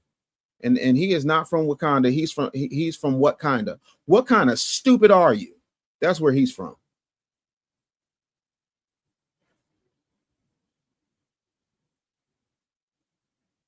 Yeah, that's it. Like, Boy, it's really weird when I'm be like, yo, that's good. And I realize, no, I said that. Stop waiting for white media to co-sign black excellence before we believe in it. Man, listen, I need to put that on the shirt. Somebody remind me to put that on the shirt. Yeah, I had to screenshot that because I'm gonna make that a shirt later.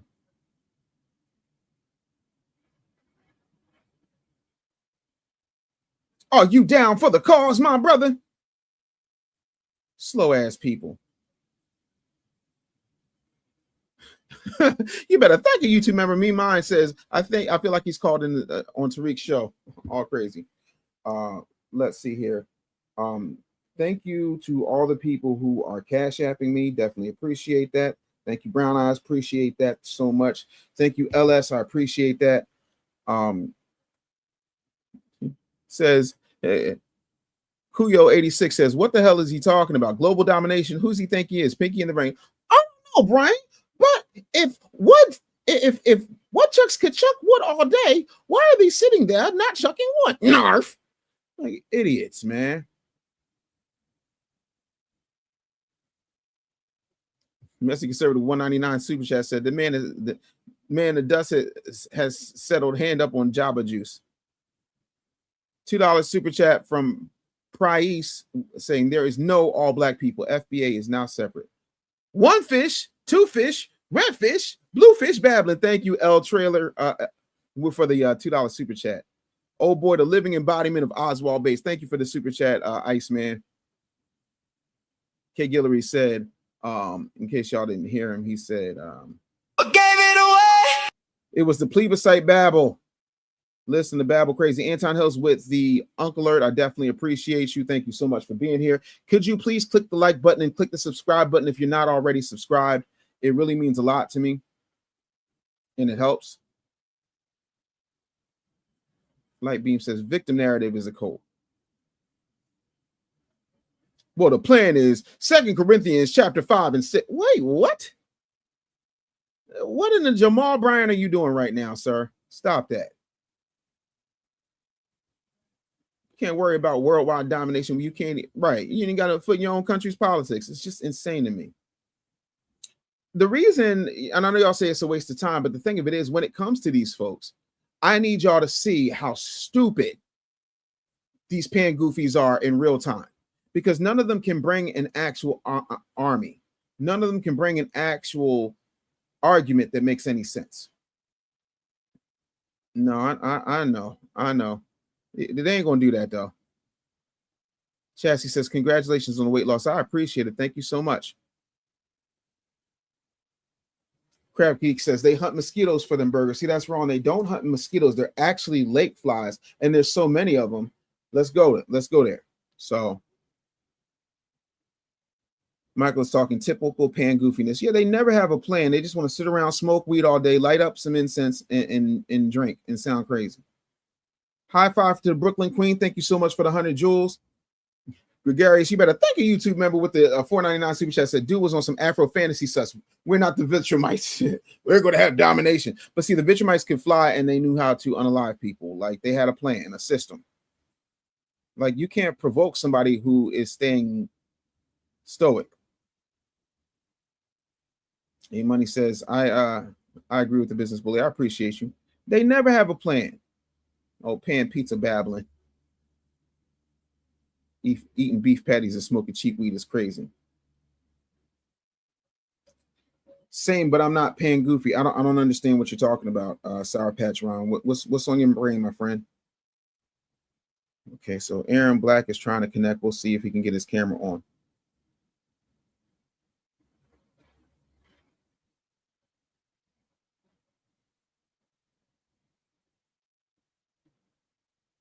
Yeah, cool. Absolutely. Sure. All FBA should read the Torah, set for Bible, King James Version, more greater than King James Version, more detailed answers all the questions. I'm here for it. Aaron, turn your man. If y'all don't stop. Janine Feaster says, Professor Anderson, I'm telling you that this is from the prison system, that lonely cell book, reading education. They have no one to talk to. So when they get home, they get on these sites babbling.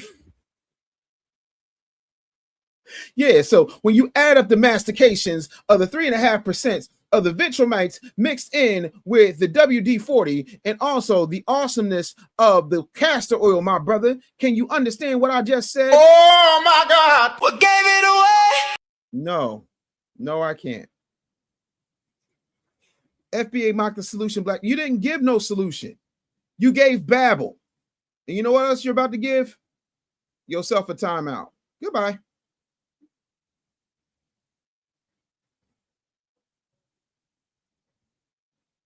Ain't nothing wrong with smoking a lot at all.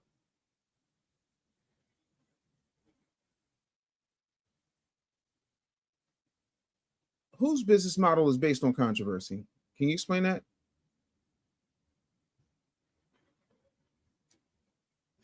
Got the jojoba oil.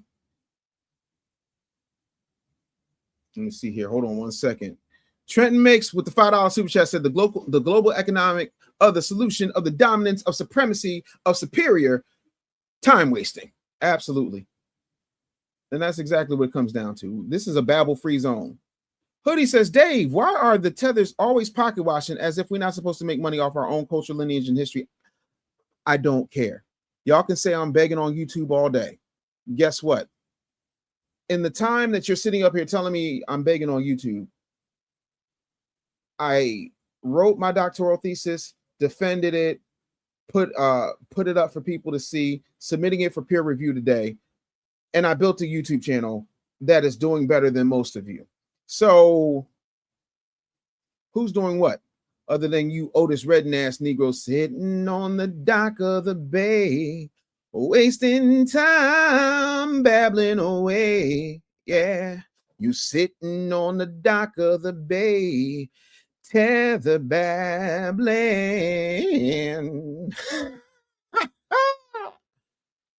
I believe he was not FBA but cosplayer, clearly. Because if you're not down with that, brother, down with what? I'm going to dominate globally. Your ass can't even dominate a block. Like, that's the thing that really sticks in my craw. You can't even dominate a block. What are we talking about? Are we going to be honest here? We're not. And again, this is a babble-free zone. FBA Convo, you better thank a YouTube member says, I'm a Black American. My family been in this land for years, making us foundational. I'm foundational, babe. That's how that goes. Yeah, WD-40 fixes everything except for plebiscite battle. Iceman says, see now, the colorectal process, Roland knows all about that, by which population processes with capitalism oppresses the minds of the Jabberwockies. Open your third eye, my brothers and sisters. Y'all are stupid. Oh my God. Oh, let's see. Yo, Dave, don't forget you have some topics to land on all this we talk about. Young Pharaoh and Ace Metaphor. What's going on with Young Pharaoh? Ain't that the dude that's got the tattoo on his eye and wears the women's nails? I think that's him. I know who Ace Metaphor is. That's the tonight's conversation guy. Ain't nobody come to see you, Otis. Done paying goobies be sweating. When it's 20 degrees outside. DK News and React says, do you mind if I clip your live stream from my YouTube channel? Cut the check. I ain't got no issue. Cut the check. Go get a couple of copies of the Tether Doctrine and give it away. But don't just clip my stuff and not, you know what I mean, pour back into the work I'm doing. Oswald Bates is a classic. Mommy Track with the Tool Jewels. Thank you for the 100. I appreciate that. All right, yeah, it's time. I forgot. Say France, they got Van Lathan on the podcast. Let's go over to 154. Let's get rid of Dr. Umar. I want to see that mess. Okay, God, okay, so let's get to this because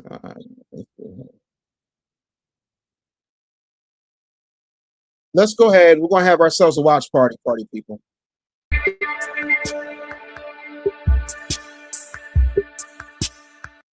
Some time ago, you had Emmanuel Acho on the podcast. Yeah. Oh, yeah. And so what he said was profoundly insulting. John Wayne, out of his mouth, said that he believes in white supremacy until Black people are evolved enough to take care of themselves. If I'm not going to take it from John Wayne, I'm not going to take it from Emmanuel Acho. 154. We all connected, baby, you already know. I'm talking 154. We bring it. Akbar Jabacha Biamila. Oh, I think I said it right that time. Look at me. Yeah, that to me is insane. Like it's absolutely intense. Thank you, Mama, for the floating heart. I really think that this is a Trojan horse type of situation. Okay, so he avoided the F out of you. I don't think that that's what's happening. But we're gonna see. We're gonna see.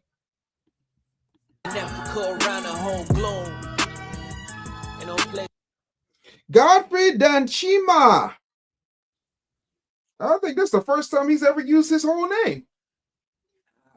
Very interesting. Let's go. Ain't no place like home.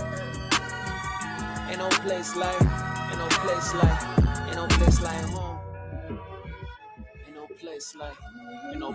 Welcome back to another episode of 154. Today's guest is one of the most respected and influential voices in media. Raised in Louisiana with roots in Nigeria, he's an academic. I'm sorry. Wait, what did he? What? Oh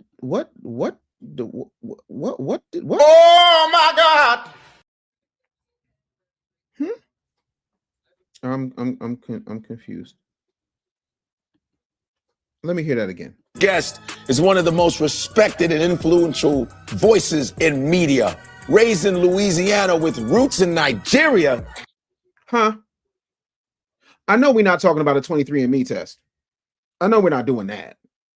We can't be, but let's go. He's an academic award-winning executive producer, earning an Oscar for Best Live Action Short Film. He's an NAACP Image Award nominated podcaster, unfiltered host, fearless media personality, bold political commentator, acclaimed writer, powerhouse journalist, cultural critic, insightful author, and successful entrepreneur who's become one of the most trusted voices in modern media. Many first got to know him during his time at TMZ, but today he's become a media force in his own right. He's a Black media staple who's never been afraid to challenge the status quo or speak uncomfortable truth.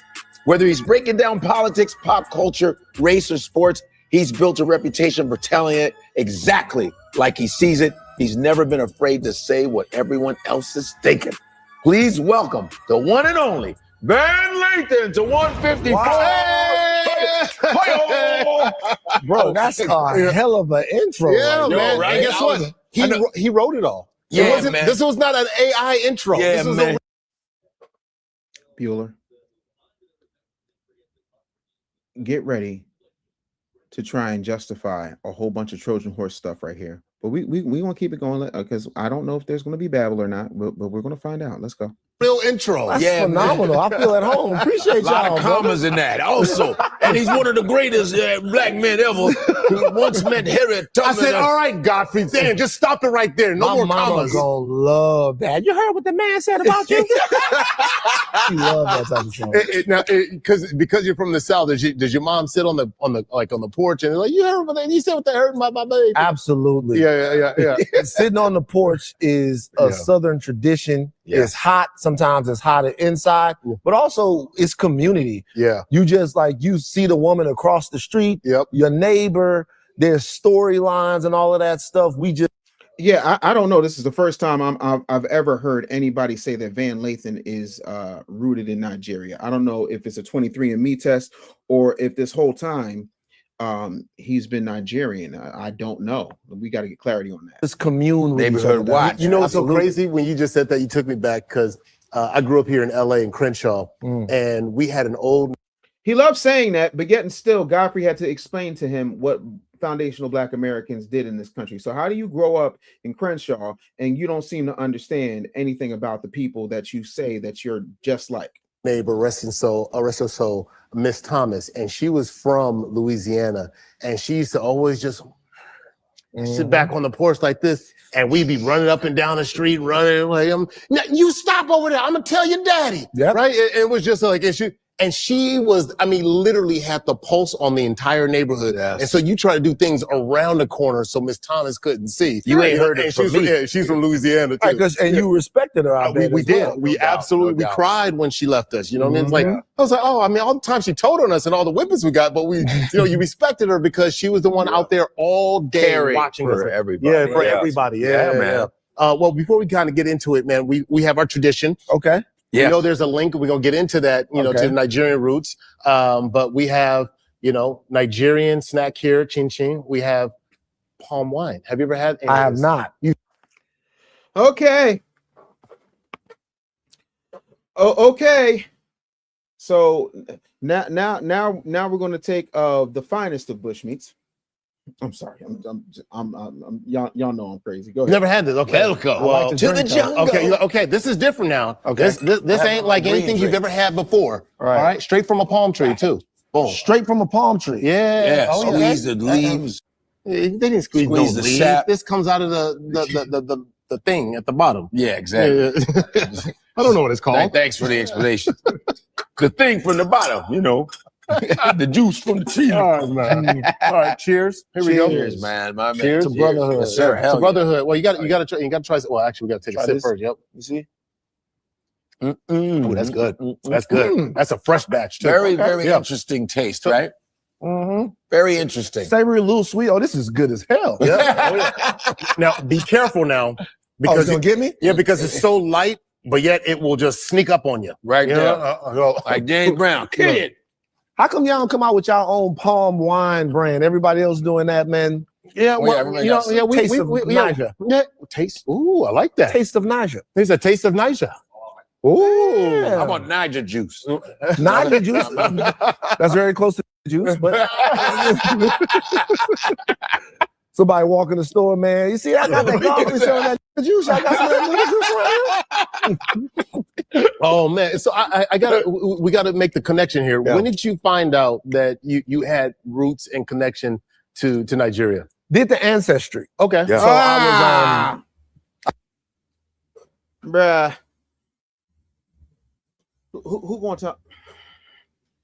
Okay, let him talk. Let me shut up. I work with a guy, Jomi, my man Jomi. His name is Oluwajumilaju. Okay. Hey. Yeah. That's- Oluwakemi, so he's Yoruba. Yoruba. Yeah. Yoruba. And so I work with Jomi, and we all. Wait. Well, I thought we was all one. Now we want to talk tribes. So now we're delineating from Yoruba from Igbo.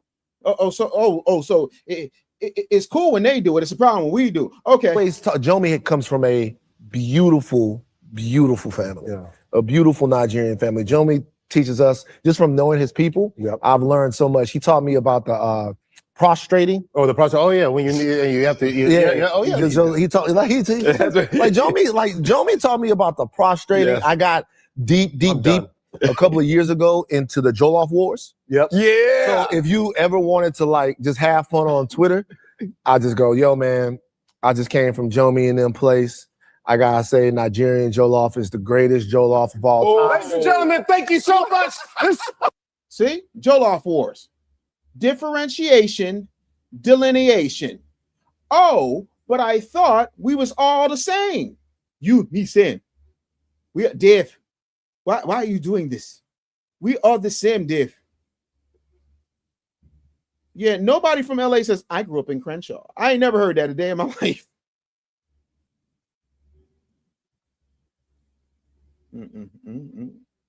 Nigerian roots, man. Listen, knowing good and hell well he couldn't come outside. Respectfully, you better thank a YouTube member. Like, what are we talking about? They over here having root beer and jungle snacks, but we ain't got no.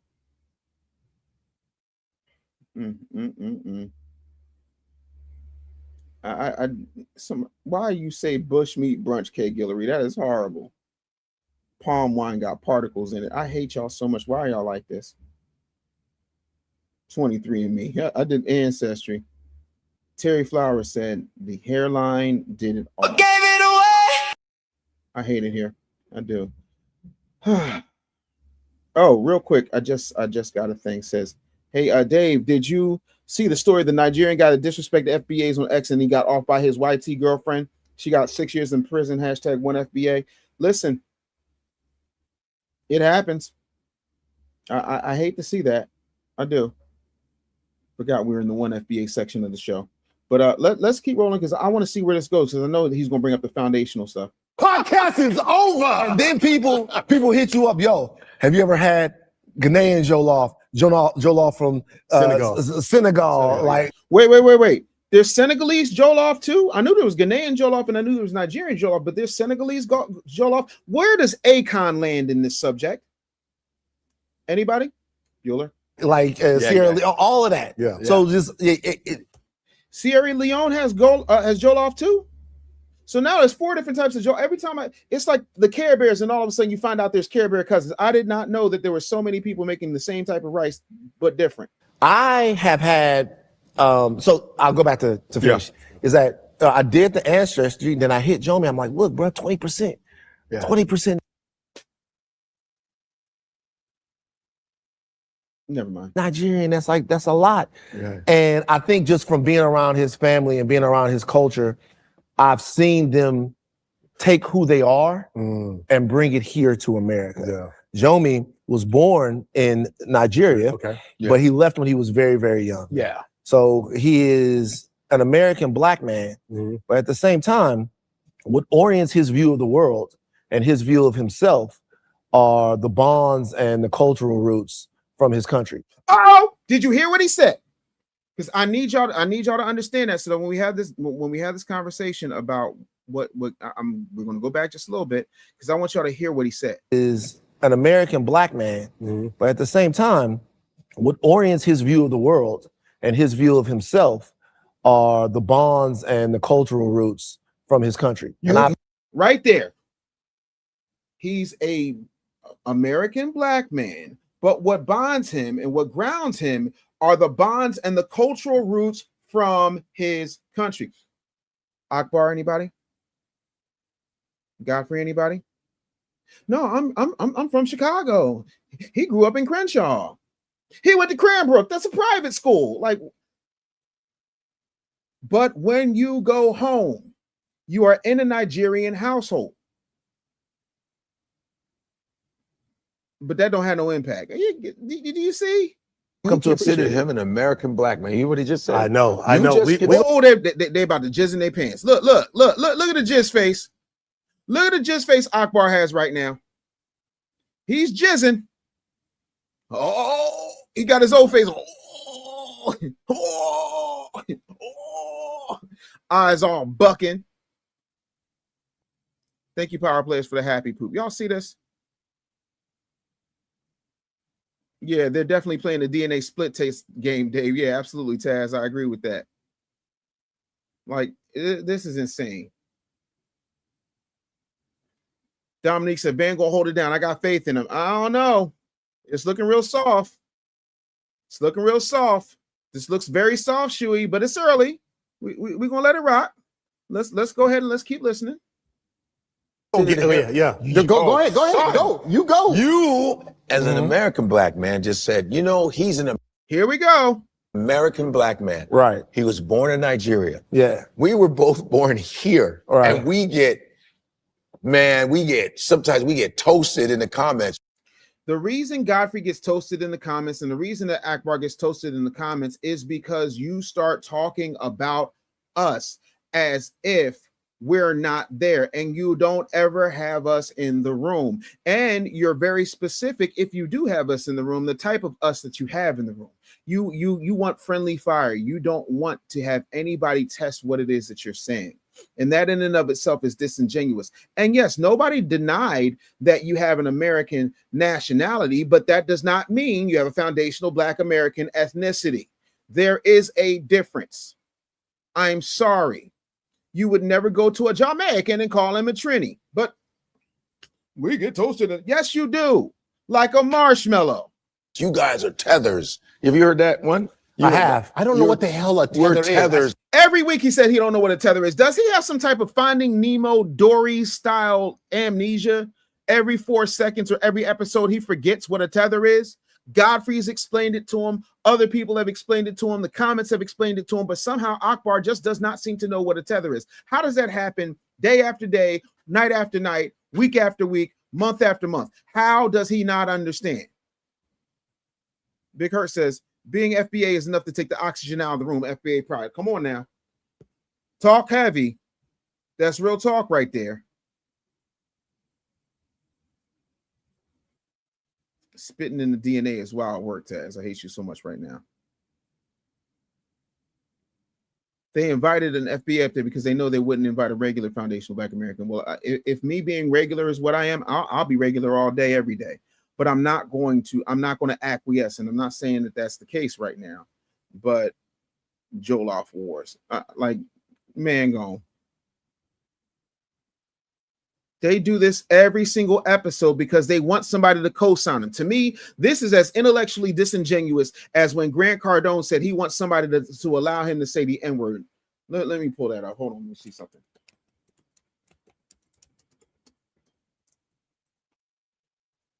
Let's see if I can find that daggone video.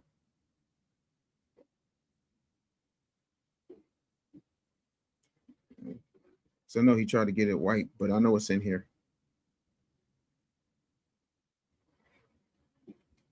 Real quick, because I just want to pull it up so y'all can get the context. You know what? I'll do it later. I'm not going to let my ADHD kick in. I'm going to just go ahead and try to get through this Godfrey thing. Still don't get it. So, and we were born here. Right. Yeah. Crenshaw, Chicago. Mm-hmm. And now, the fact that you called your man. So he is. Okay. Okay. He is not a Black American. Thank you. Right. He's an American Black man. Okay. So what's the difference? Yeah. How do you distinguish it? You know the difference.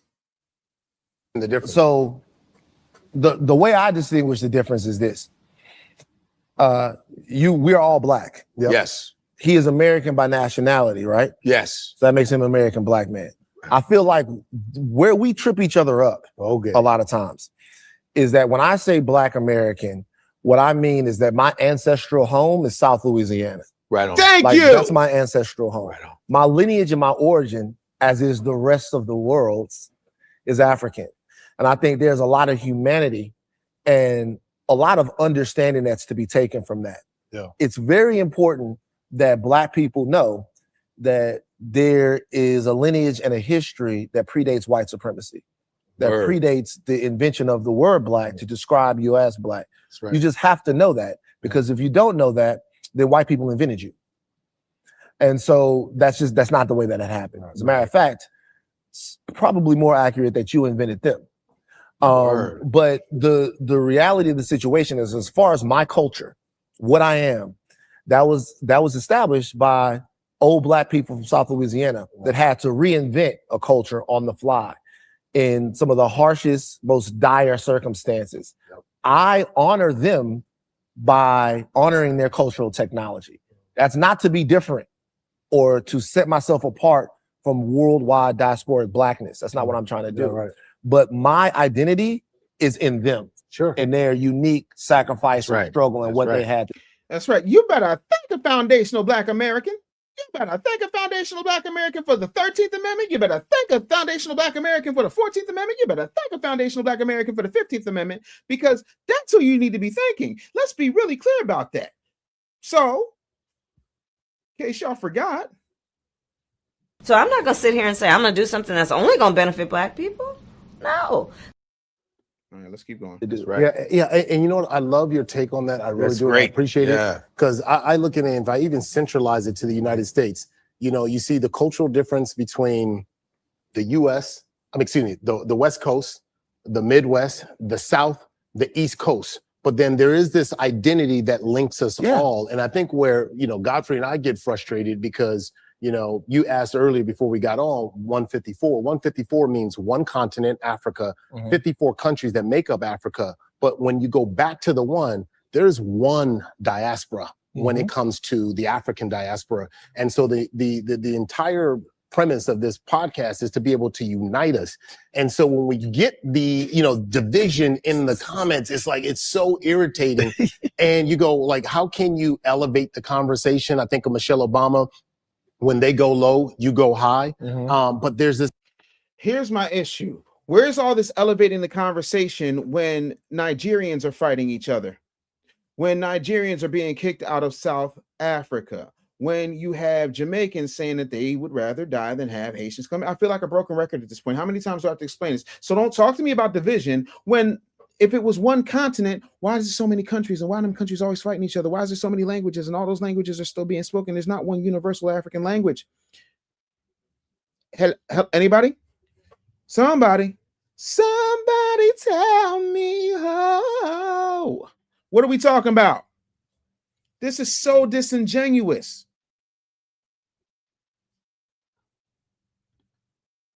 K. Guillory says with the 199 super chat, in Akbar's defense, I don't know what bushmeat is. Got it! Oh my God!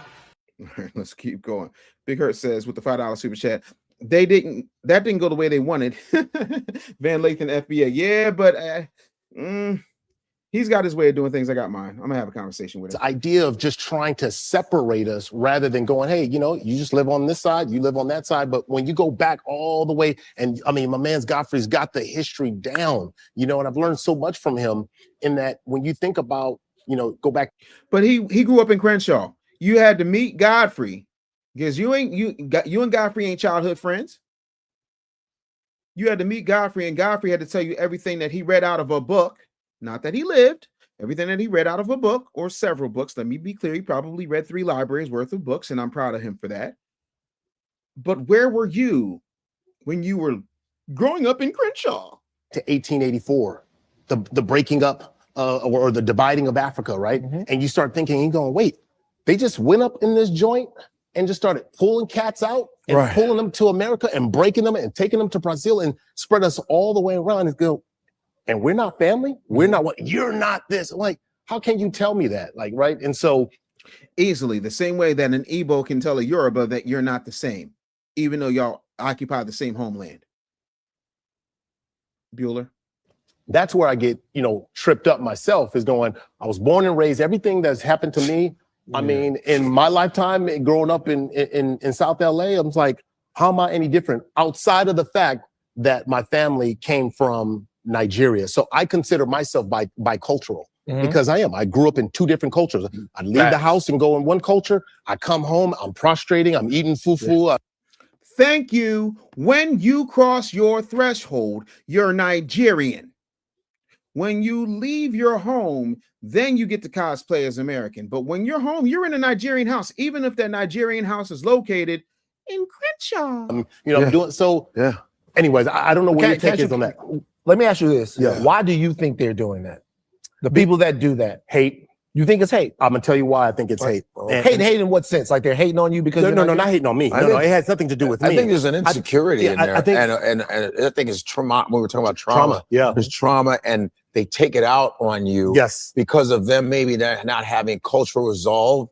Or their own identity. I think we don't have cultural resolve in our own identity, and we have trauma, and we're taking it out on them. So we just woke up magically one day when people are saying things like, you know, I speak up for you MFers, and my career would be further if it wasn't for me speaking up for you mother. I'm gonna need somebody in the chat, super chat me something to make that make sense to me because I'm so confused.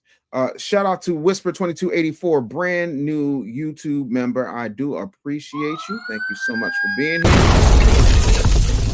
Appreciate that. Let's see. I want to make sure I'm not missing any comments.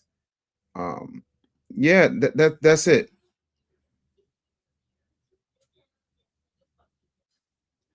Yeah, Black American is not a costume you can just put on and take off.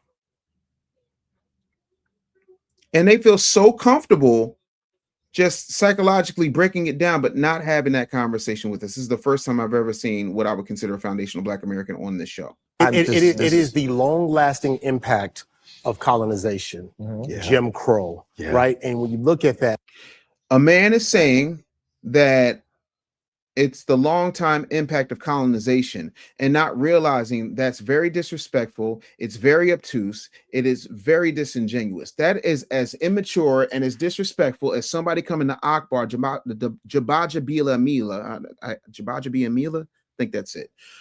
and saying to him that he married a white woman because of Jim Crow and oppression and some type of diluted self-hate. You see how unfair and disrespectful that is? I know y'all do, but clearly he doesn't. Like, I'll never forget, and I tell this story all the time because it was a pivotal moment for me. I'm sitting in LA, and I remember the first time I cried going to school, and I didn't want to go to school, and I get there, teacher says my name, I got a long name, everybody laughs, I go home, and my dad, don't mind them, they're all Africans. I grew up in a predominantly black neighborhood. That made me feel so much better. I can't wait to go back to school, right? I didn't even iron my clothes, right? I can't Every month he tells this story at least once, like Rose from St. Olaf from the Golden Girls. wait to go back. My dad said, you guys are all African. No, I'm not. I got Indian in my blood. I'm Cree. I like anything to be anything but African. And I didn't know it then, but as I think about that, I'm going, oh wow, it's just anything to disconnect. Fast forward to now, you're seeing the FBA conversation and the ADOS conversation. It's like, man, it just takes me back to the idea that at the root of it, it is something wrong with being African, right? Like but that's propaganda too. That's because that made us feel weird. Yeah. Because I remember, you'd be like, I'm African, but I'm Black American. Because you were embarrassed. Right. It was embarrassing. And I'm like, why am I kind of embarrassed by this? Because of the images they show purposely. They show the Black American in Nigeria as the thug, and that's not the truth. Right. When you really look at it, most Black people are educated as hell. Studying a lot of Black history in college, I was super, super militant. Right. I brought Stokely Carmichael to my college. Francis Cress Welsing I hung out with. Eleanor Holmes Norton, who's still in the Senate. We brought these people to our school, Sister Soldier, all of them. And I was educated by some of the coldest. I have Black friends.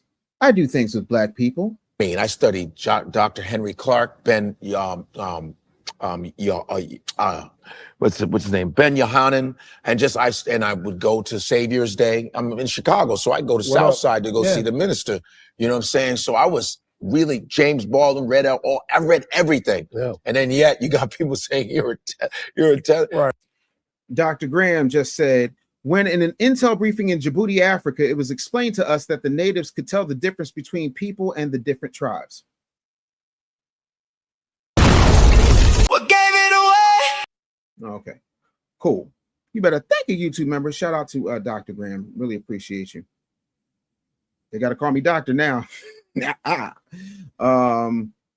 like I'm so confused by this, and I'm tired of people whittling us down to trauma and so-called white supremacy. This is insane. I'm trying to get there. How about FBA Red Breezy said, this is why they wouldn't dare have a brother like Dave Breezy on that show. You better talk heavy to him. Can y'all please hit the like button? I'm not asking y'all for much. Please hit the like button and please get a copy of the Tether Doctrine because y'all really need to be able to have the ammo to break this stuff down.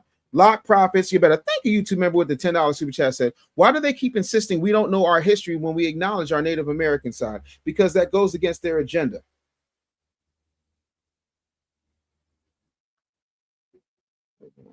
So I am...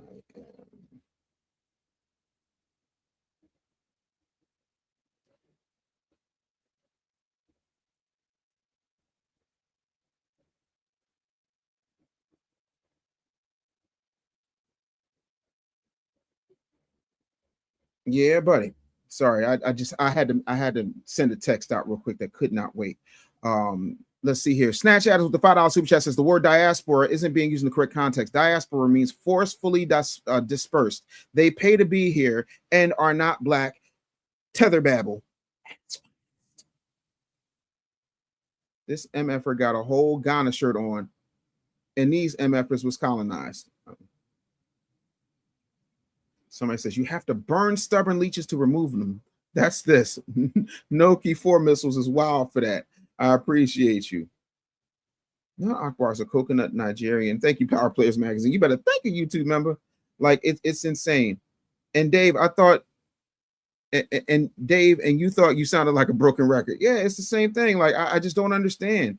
over and over again. They wanted to make sure they'd have a media safe guest. Well, they know Dave Anderson is a great many things, but the one thing I am not is media safe. What gave it away? Now, it's okay. Listen, again, I don't get it. I don't understand it, but I'm trying. And I'm trying to get there. Y'all are coming through with these comments. There's literally like 100 comments coming every 30 seconds. I can't even get through them all. So I'm gonna try and play some more of this and see what I can get through. I was Chicago police. I get harassed by cops. Called the. Oh my God! I am a son, brother, nephew of police officers. Everybody gets harassed and bothered by cops. That does not make you a foundational Black American. It makes you what they call a potential suspect based upon biases and ignorance. That's prejudice. Prejudice is not a unifier. N-word in school. It goes back to the book Carter Woodson, like Carter G. Woodson, yeah. Carter G. Woodson, Miseducation of the Negro. And I think miseducating us on one end, when I say here here in the States, and then even in Africa, because they're not teaching about, Harriet Tubman. I see you got the piece, and like that's not a core focal point, right? And so there's two different worlds we're living in. And then when we do call crossover and then we translate, there's a lack of grace that I see on both sides. And You mean like the lack of grace you're having right now, sir? Like that lack of grace? Okay. We'll get into some of these other topics as Certainly. well. That but yeah, what are your thoughts on that? And how do we bring and bridge and unify the diaspora? Big questions, but legitimately to me, some of the central questions we should be asking ourselves right now. I'll say a couple of things. Number one is I think that there's a reason why you're seeing that happen more now than ever before. First of all, anti-Blackness has become a worldwide tradition. Yes. It's not even, it's no longer structural. There's a cultural tradition of anti-Blackness. Most cultures, even like cultures that have themselves been persecuted, have a word. No doubt. They have a word to say in their culture. That's right. They have a word to say. Now, particularly, it's been my understanding that when they use that word, a lot of times that word is focused at the Black American. Yep. A lot of times, not all the time, right? But a lot of times there's a specific burden sometimes, at least that I feel as a Black American, and that's because my culture is to be harvested and not to be invested into. So my culture can be harvested by anyone. It can be harvested as a Black American by other Black people from around the world. But there's not an investment that has to be made into it. It doesn't feel like that. It feels like you can harvest my culture. You can dress or act or behave as I behave, and then go and do something completely else that I can't access. You see what I'm saying? Like I can't do the things that you would do as a Nigerian or as a Jamaican or anything like that. Those are you guys' culture. And in order for why wouldn't you? But I push back on that. Absolutely, you could. Well, I'm not saying that I couldn't. Yeah. I'm saying that I get where you're coming from. No, I'm not saying that I couldn't. I'm saying that it's like that is foreign. It's like, you're saying that it's foreign. Black American culture is like free domain. It's free. Like free domain. There's no protection over it. Because and so what you see a lot of times is people, in my opinion, in a way that's not always the most nutritious way, try to establish some cultural protection on what it means to be Black American. Saying that we have our own culture that we've established, our own thing that we've established, and that is also sacred to us.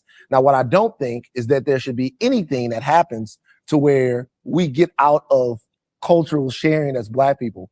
Black was co-opted by Black people. It was invented by somebody else, but co-opted by Black people so that we could be strong.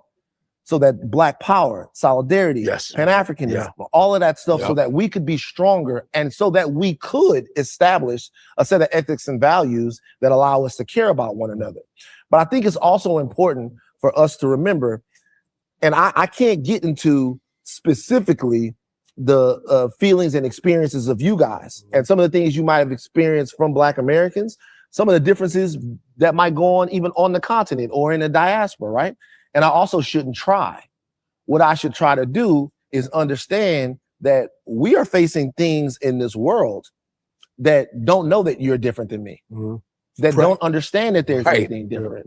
And those things and the tradition that we establish trying to fight them have to be together. But that doesn't mean, this is the way I look at the diaspora. I think the best way to do it is like the best way to go about this is how do we talk about each other when the other person is not in the room?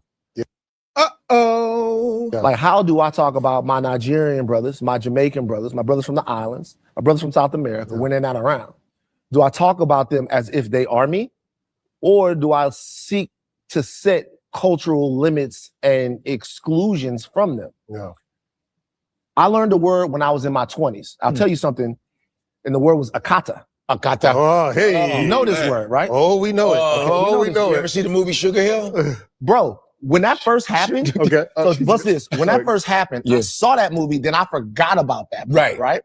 And so I was actually, You saw Sugar Hill? No. With Wesley Snipes? Oh, yeah. Y'all know Akbar ain't seen no damn Sugar Hill. Yes. I was actually interested in a girl, and she was Nigerian. Oh, okay. And her brother told me the word. Like, so listen to me. Oh, no. I'm like, wait a minute. Hold on. You mean to tell me that Wesley Snipes, that serious? That for real? Oh, no. I was like, I thought that was for the movie. He goes, yeah, it doesn't mean that, but this is what it means. And this is the reason why you might have a problem getting my parents to like love you and take. Now, he ended up just kind of with me, not being wrong, not being all the way real with me. Right. But my question then was, why was there a word for the Black American in Nigerian culture? So I caught that the way I've understood it, and you can correct me if I'm wrong. Go ahead. Is that like for me, like the way I speak, I'm born here in the United States, so I speak with an American accent, right? Right. Furthermore, I'm from the West Coast, right? So that sounds a lot different from the South and so on and so forth, right? So when I go back home, Akata is almost as like, oh, he's Americanized. It's probably the best translation I can give it. Like you're a little disconnected, but it's okay. You're Nigerian, right? But that also, the deeper meaning to that, to me, the layer underneath that is the fact that for so long, Africans have been looked at as like, oh, you're the other one, right? Like you're just, nobody wants, you want to be disconnected from Africa because it's poor, it's this, it's all these bad, attributes. And so that term is going, oh, you've been disconnected from us, right? You've been disconnected, but not in a disrespectful way, but mostly in a way. And it's over the years has turned into this like this slight little diss, right? It's not slight. It's not slight. You see, this is what bothers me. Not only are you telling us we're colonized, not only are you telling us we're traumatized, but now you're like, oh, it's just this little thing. And then over time, it was just like a little diss. It's just like a little thing. It's not really a bad thing. It just means disconnected.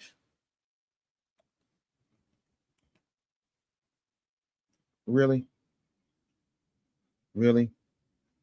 So this is why I tell people all the time, Google is a snitch. It'll tell all your business. First and foremost, Akata is a Yoruba word that literally means a wild or a stray cat that does not live at home. In practice, it's a West African slang used often controversially to refer to foundational Black Americans.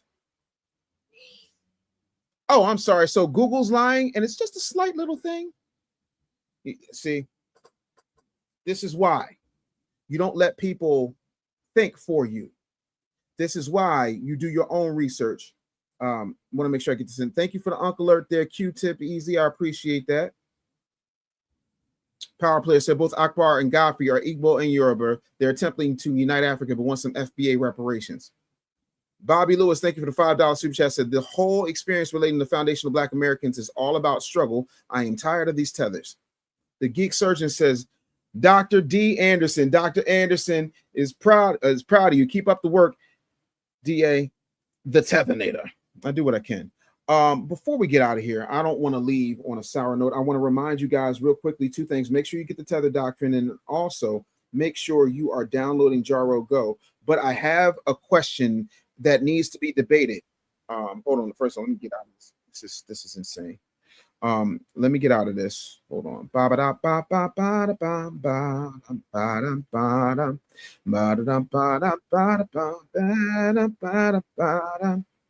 All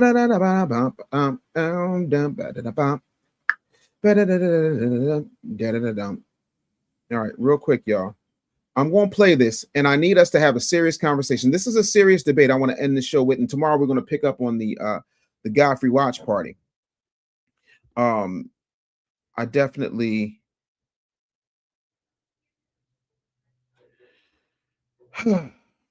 this one is traumatizing, but I need to know your opinion, and we're going to get to it right now. And I want an actual answer. This is for all my nerds, all my geeks, all my people.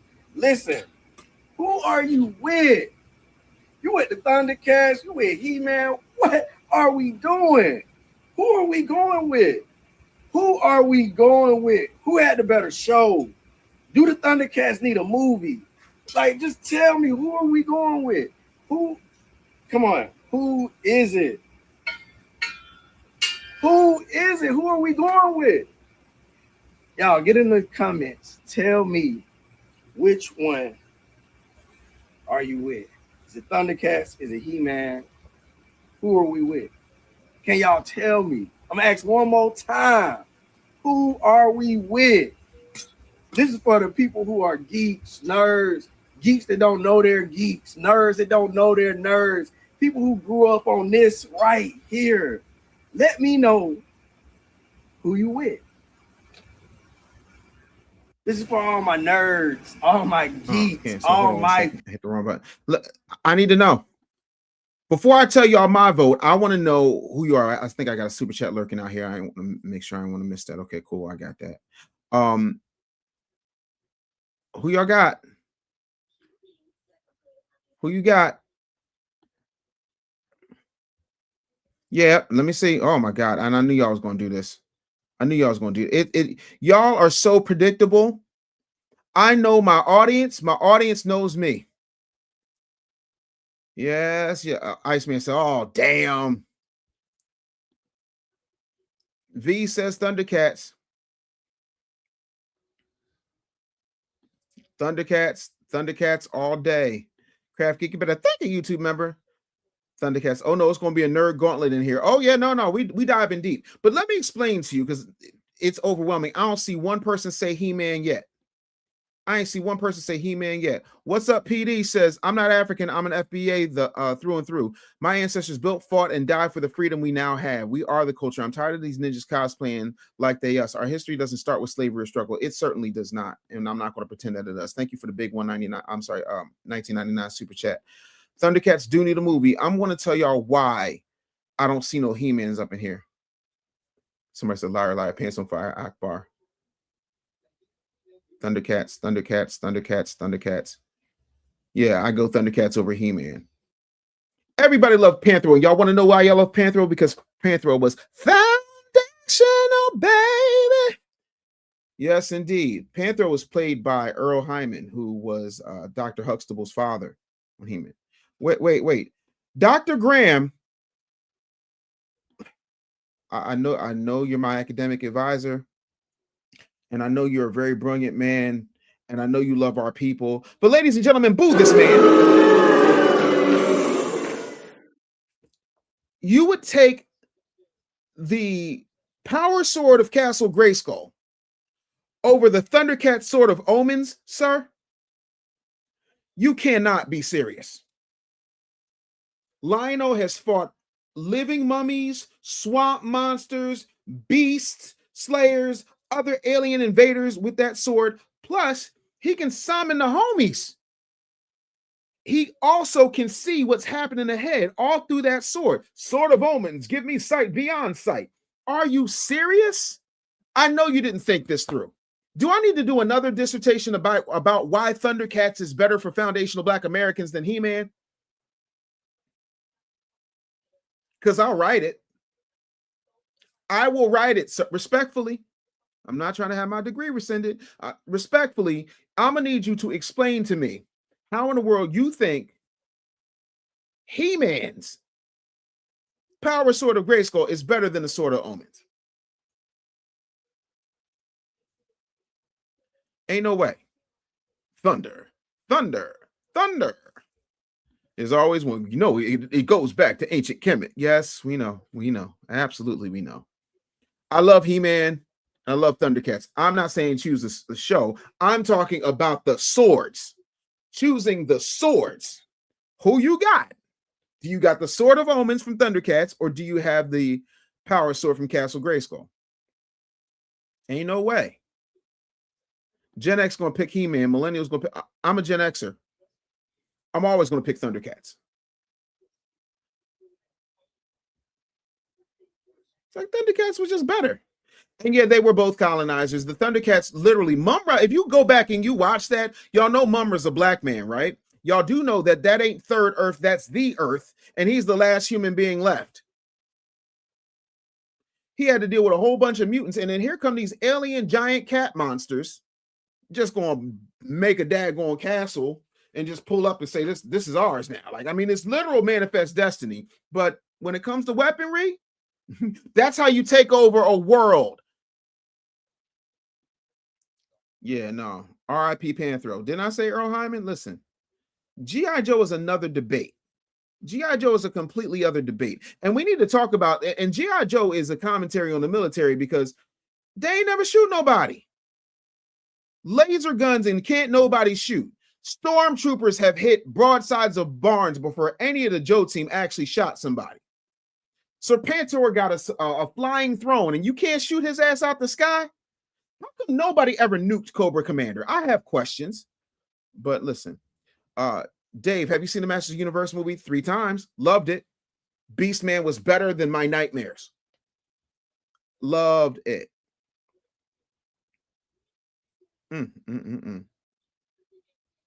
Yeah, the Thundercat sword is just more practical. It's bigger. Yeah, not y'all need. I didn't watch much TV. I'm a nerd, but He-Man over Thundercats. Doc, you on your listen. I appreciate everything you've done for me. I do, but you on your own with this one, bro. You better thank a YouTube member. I can't just boo this man. Thank you. Boo this man. Thundercats. Huh? Cold Crush pause. He said that Thundercat sword was way too long. Lionel couldn't carry it on his sleeve. Fair point. Tactical battles, but I mean, when you look at his level of mutant cat strength, I think it kind of evens out. Lionel wasn't tall. Lionel wasn't tall. Yeah, that Masters of the Universe is a phenomenal movie. It is the best role Jared Leto's had in 15 years. I was stuck watching it because of siblings. Same. Not to mention, Thundercats had more soul.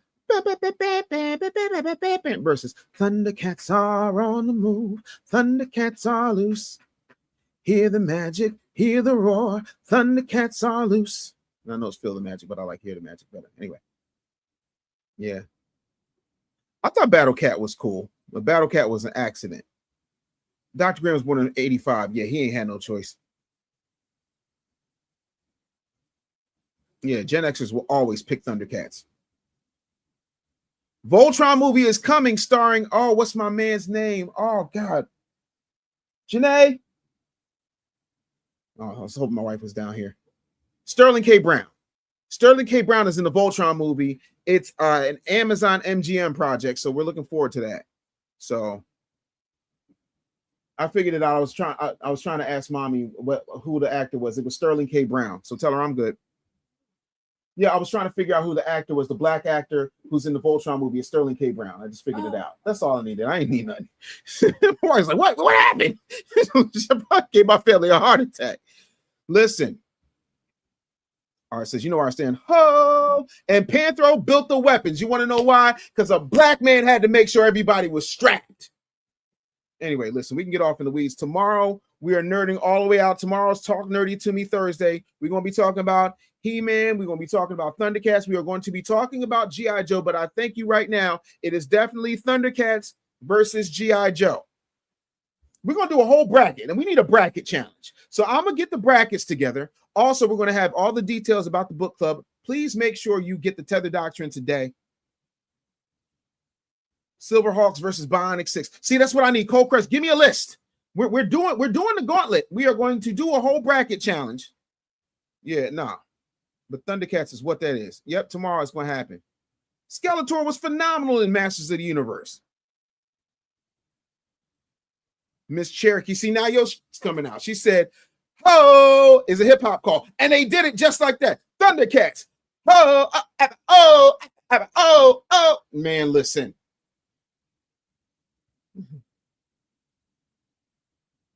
You can sing, but still hilarious. Listen, it is what it is. G.I. Joe, everybody exited the vehicles before they exploded. No, we're not talking about the original Ghostbusters versus Let's Go Ghostbusters. We're not doing that. Horrible. Yeah. Stop playing with me, Dr. Anderson. Voltron, you know how long I've been waiting on that? 40 years is how long I've been waiting on a Voltron live action movie with a big budget, with the technology that can catch up with it. No, I've been waiting all my life waiting for this. Don't bother me when Voltron comes out. Don't look for me. Don't be like, it's D.A.M.N time. No, it's not. It's VOLTRON time. I'm not doing, ain't going to be no D.A.M.N on the day Voltron has. Matter of fact, we need to start doing pull-up watch parties. We need to start renting out theaters. We pick someplace once a quarter. We rent out a theater and we nerd the hell out based on whatever movie is coming out in that quarter. Y'all down with that? Y'all want to do that? I want to do like, Philly, Atlanta, maybe like Philly, Atlanta, Dallas, LA, like, because that way we're hitting all quadrants. Yeah, Panther was working hard, man. Oh, I did not know that. I did not know that. Absolutely, but yeah, nah, we gotta have a conversation. Baby Boomer going with He-Man, know me out. Baby Boomers was not why. Baby Boomers was sitting us in front of the TV. Kenny Mack says She-Ra. Did you just say She-Ra? You are gay. All right, y'all. I got to get out of here. Thank you for the super chats. Thank you for everybody who got the Tether Doctrine today. Thank you for all the congratulations. I definitely am here for it. And yes, I do know about Ronin Warriors. Do you think Spectre Man is moving warrior? Taz, get off my chat. Dave, you need a teenage version of your platform. You mean like for kids, like nerd stuff? Talk to me. Shoot me an email. Let me know what you're talking about because that might be dope. I'm down to have that conversation. But yeah, New York people going to Philly. Yeah, that's how I feel. Like y'all can come to Philly because I'm not going to go up to New York when y'all can just come to Philly. No, we're going to Philly. Heathcliff versus Garfield is a whole different animal because we got to talk about fighting styles, power sets, abilities. I feel like I'm gonna leave with this. I feel like Garfield is a fat Batman with prep time because he will ship your ass to Abu Dhabi quick, fast, in a hurry. But Heathcliff is who you want in the streets. We'll dive into it tomorrow. I got to get out of here. I love y'all so much. Thank you. And make sure that you go out here and give a damn. I will see y'all. Be good. Be easy. Take it easy. Peace.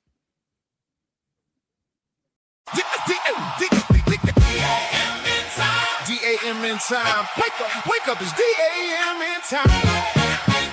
D.A.M.N time. Truth in the booth and the whole chat line. I walk in with the facts, no fluff in the bag. Hot coffee, cold truth, let me raise that flag. They came for the jokes, but they stayed for the lesson. I turn headlines into business confessions. I don't do fake, I don't tap dance nice. I say what I said, then I say it twice. If the world gone crazy, I'm the morning alarm. With a mic in my hand and some smoke in my palm. Say D.A.M.N. D.A.M.N. Say it one more time.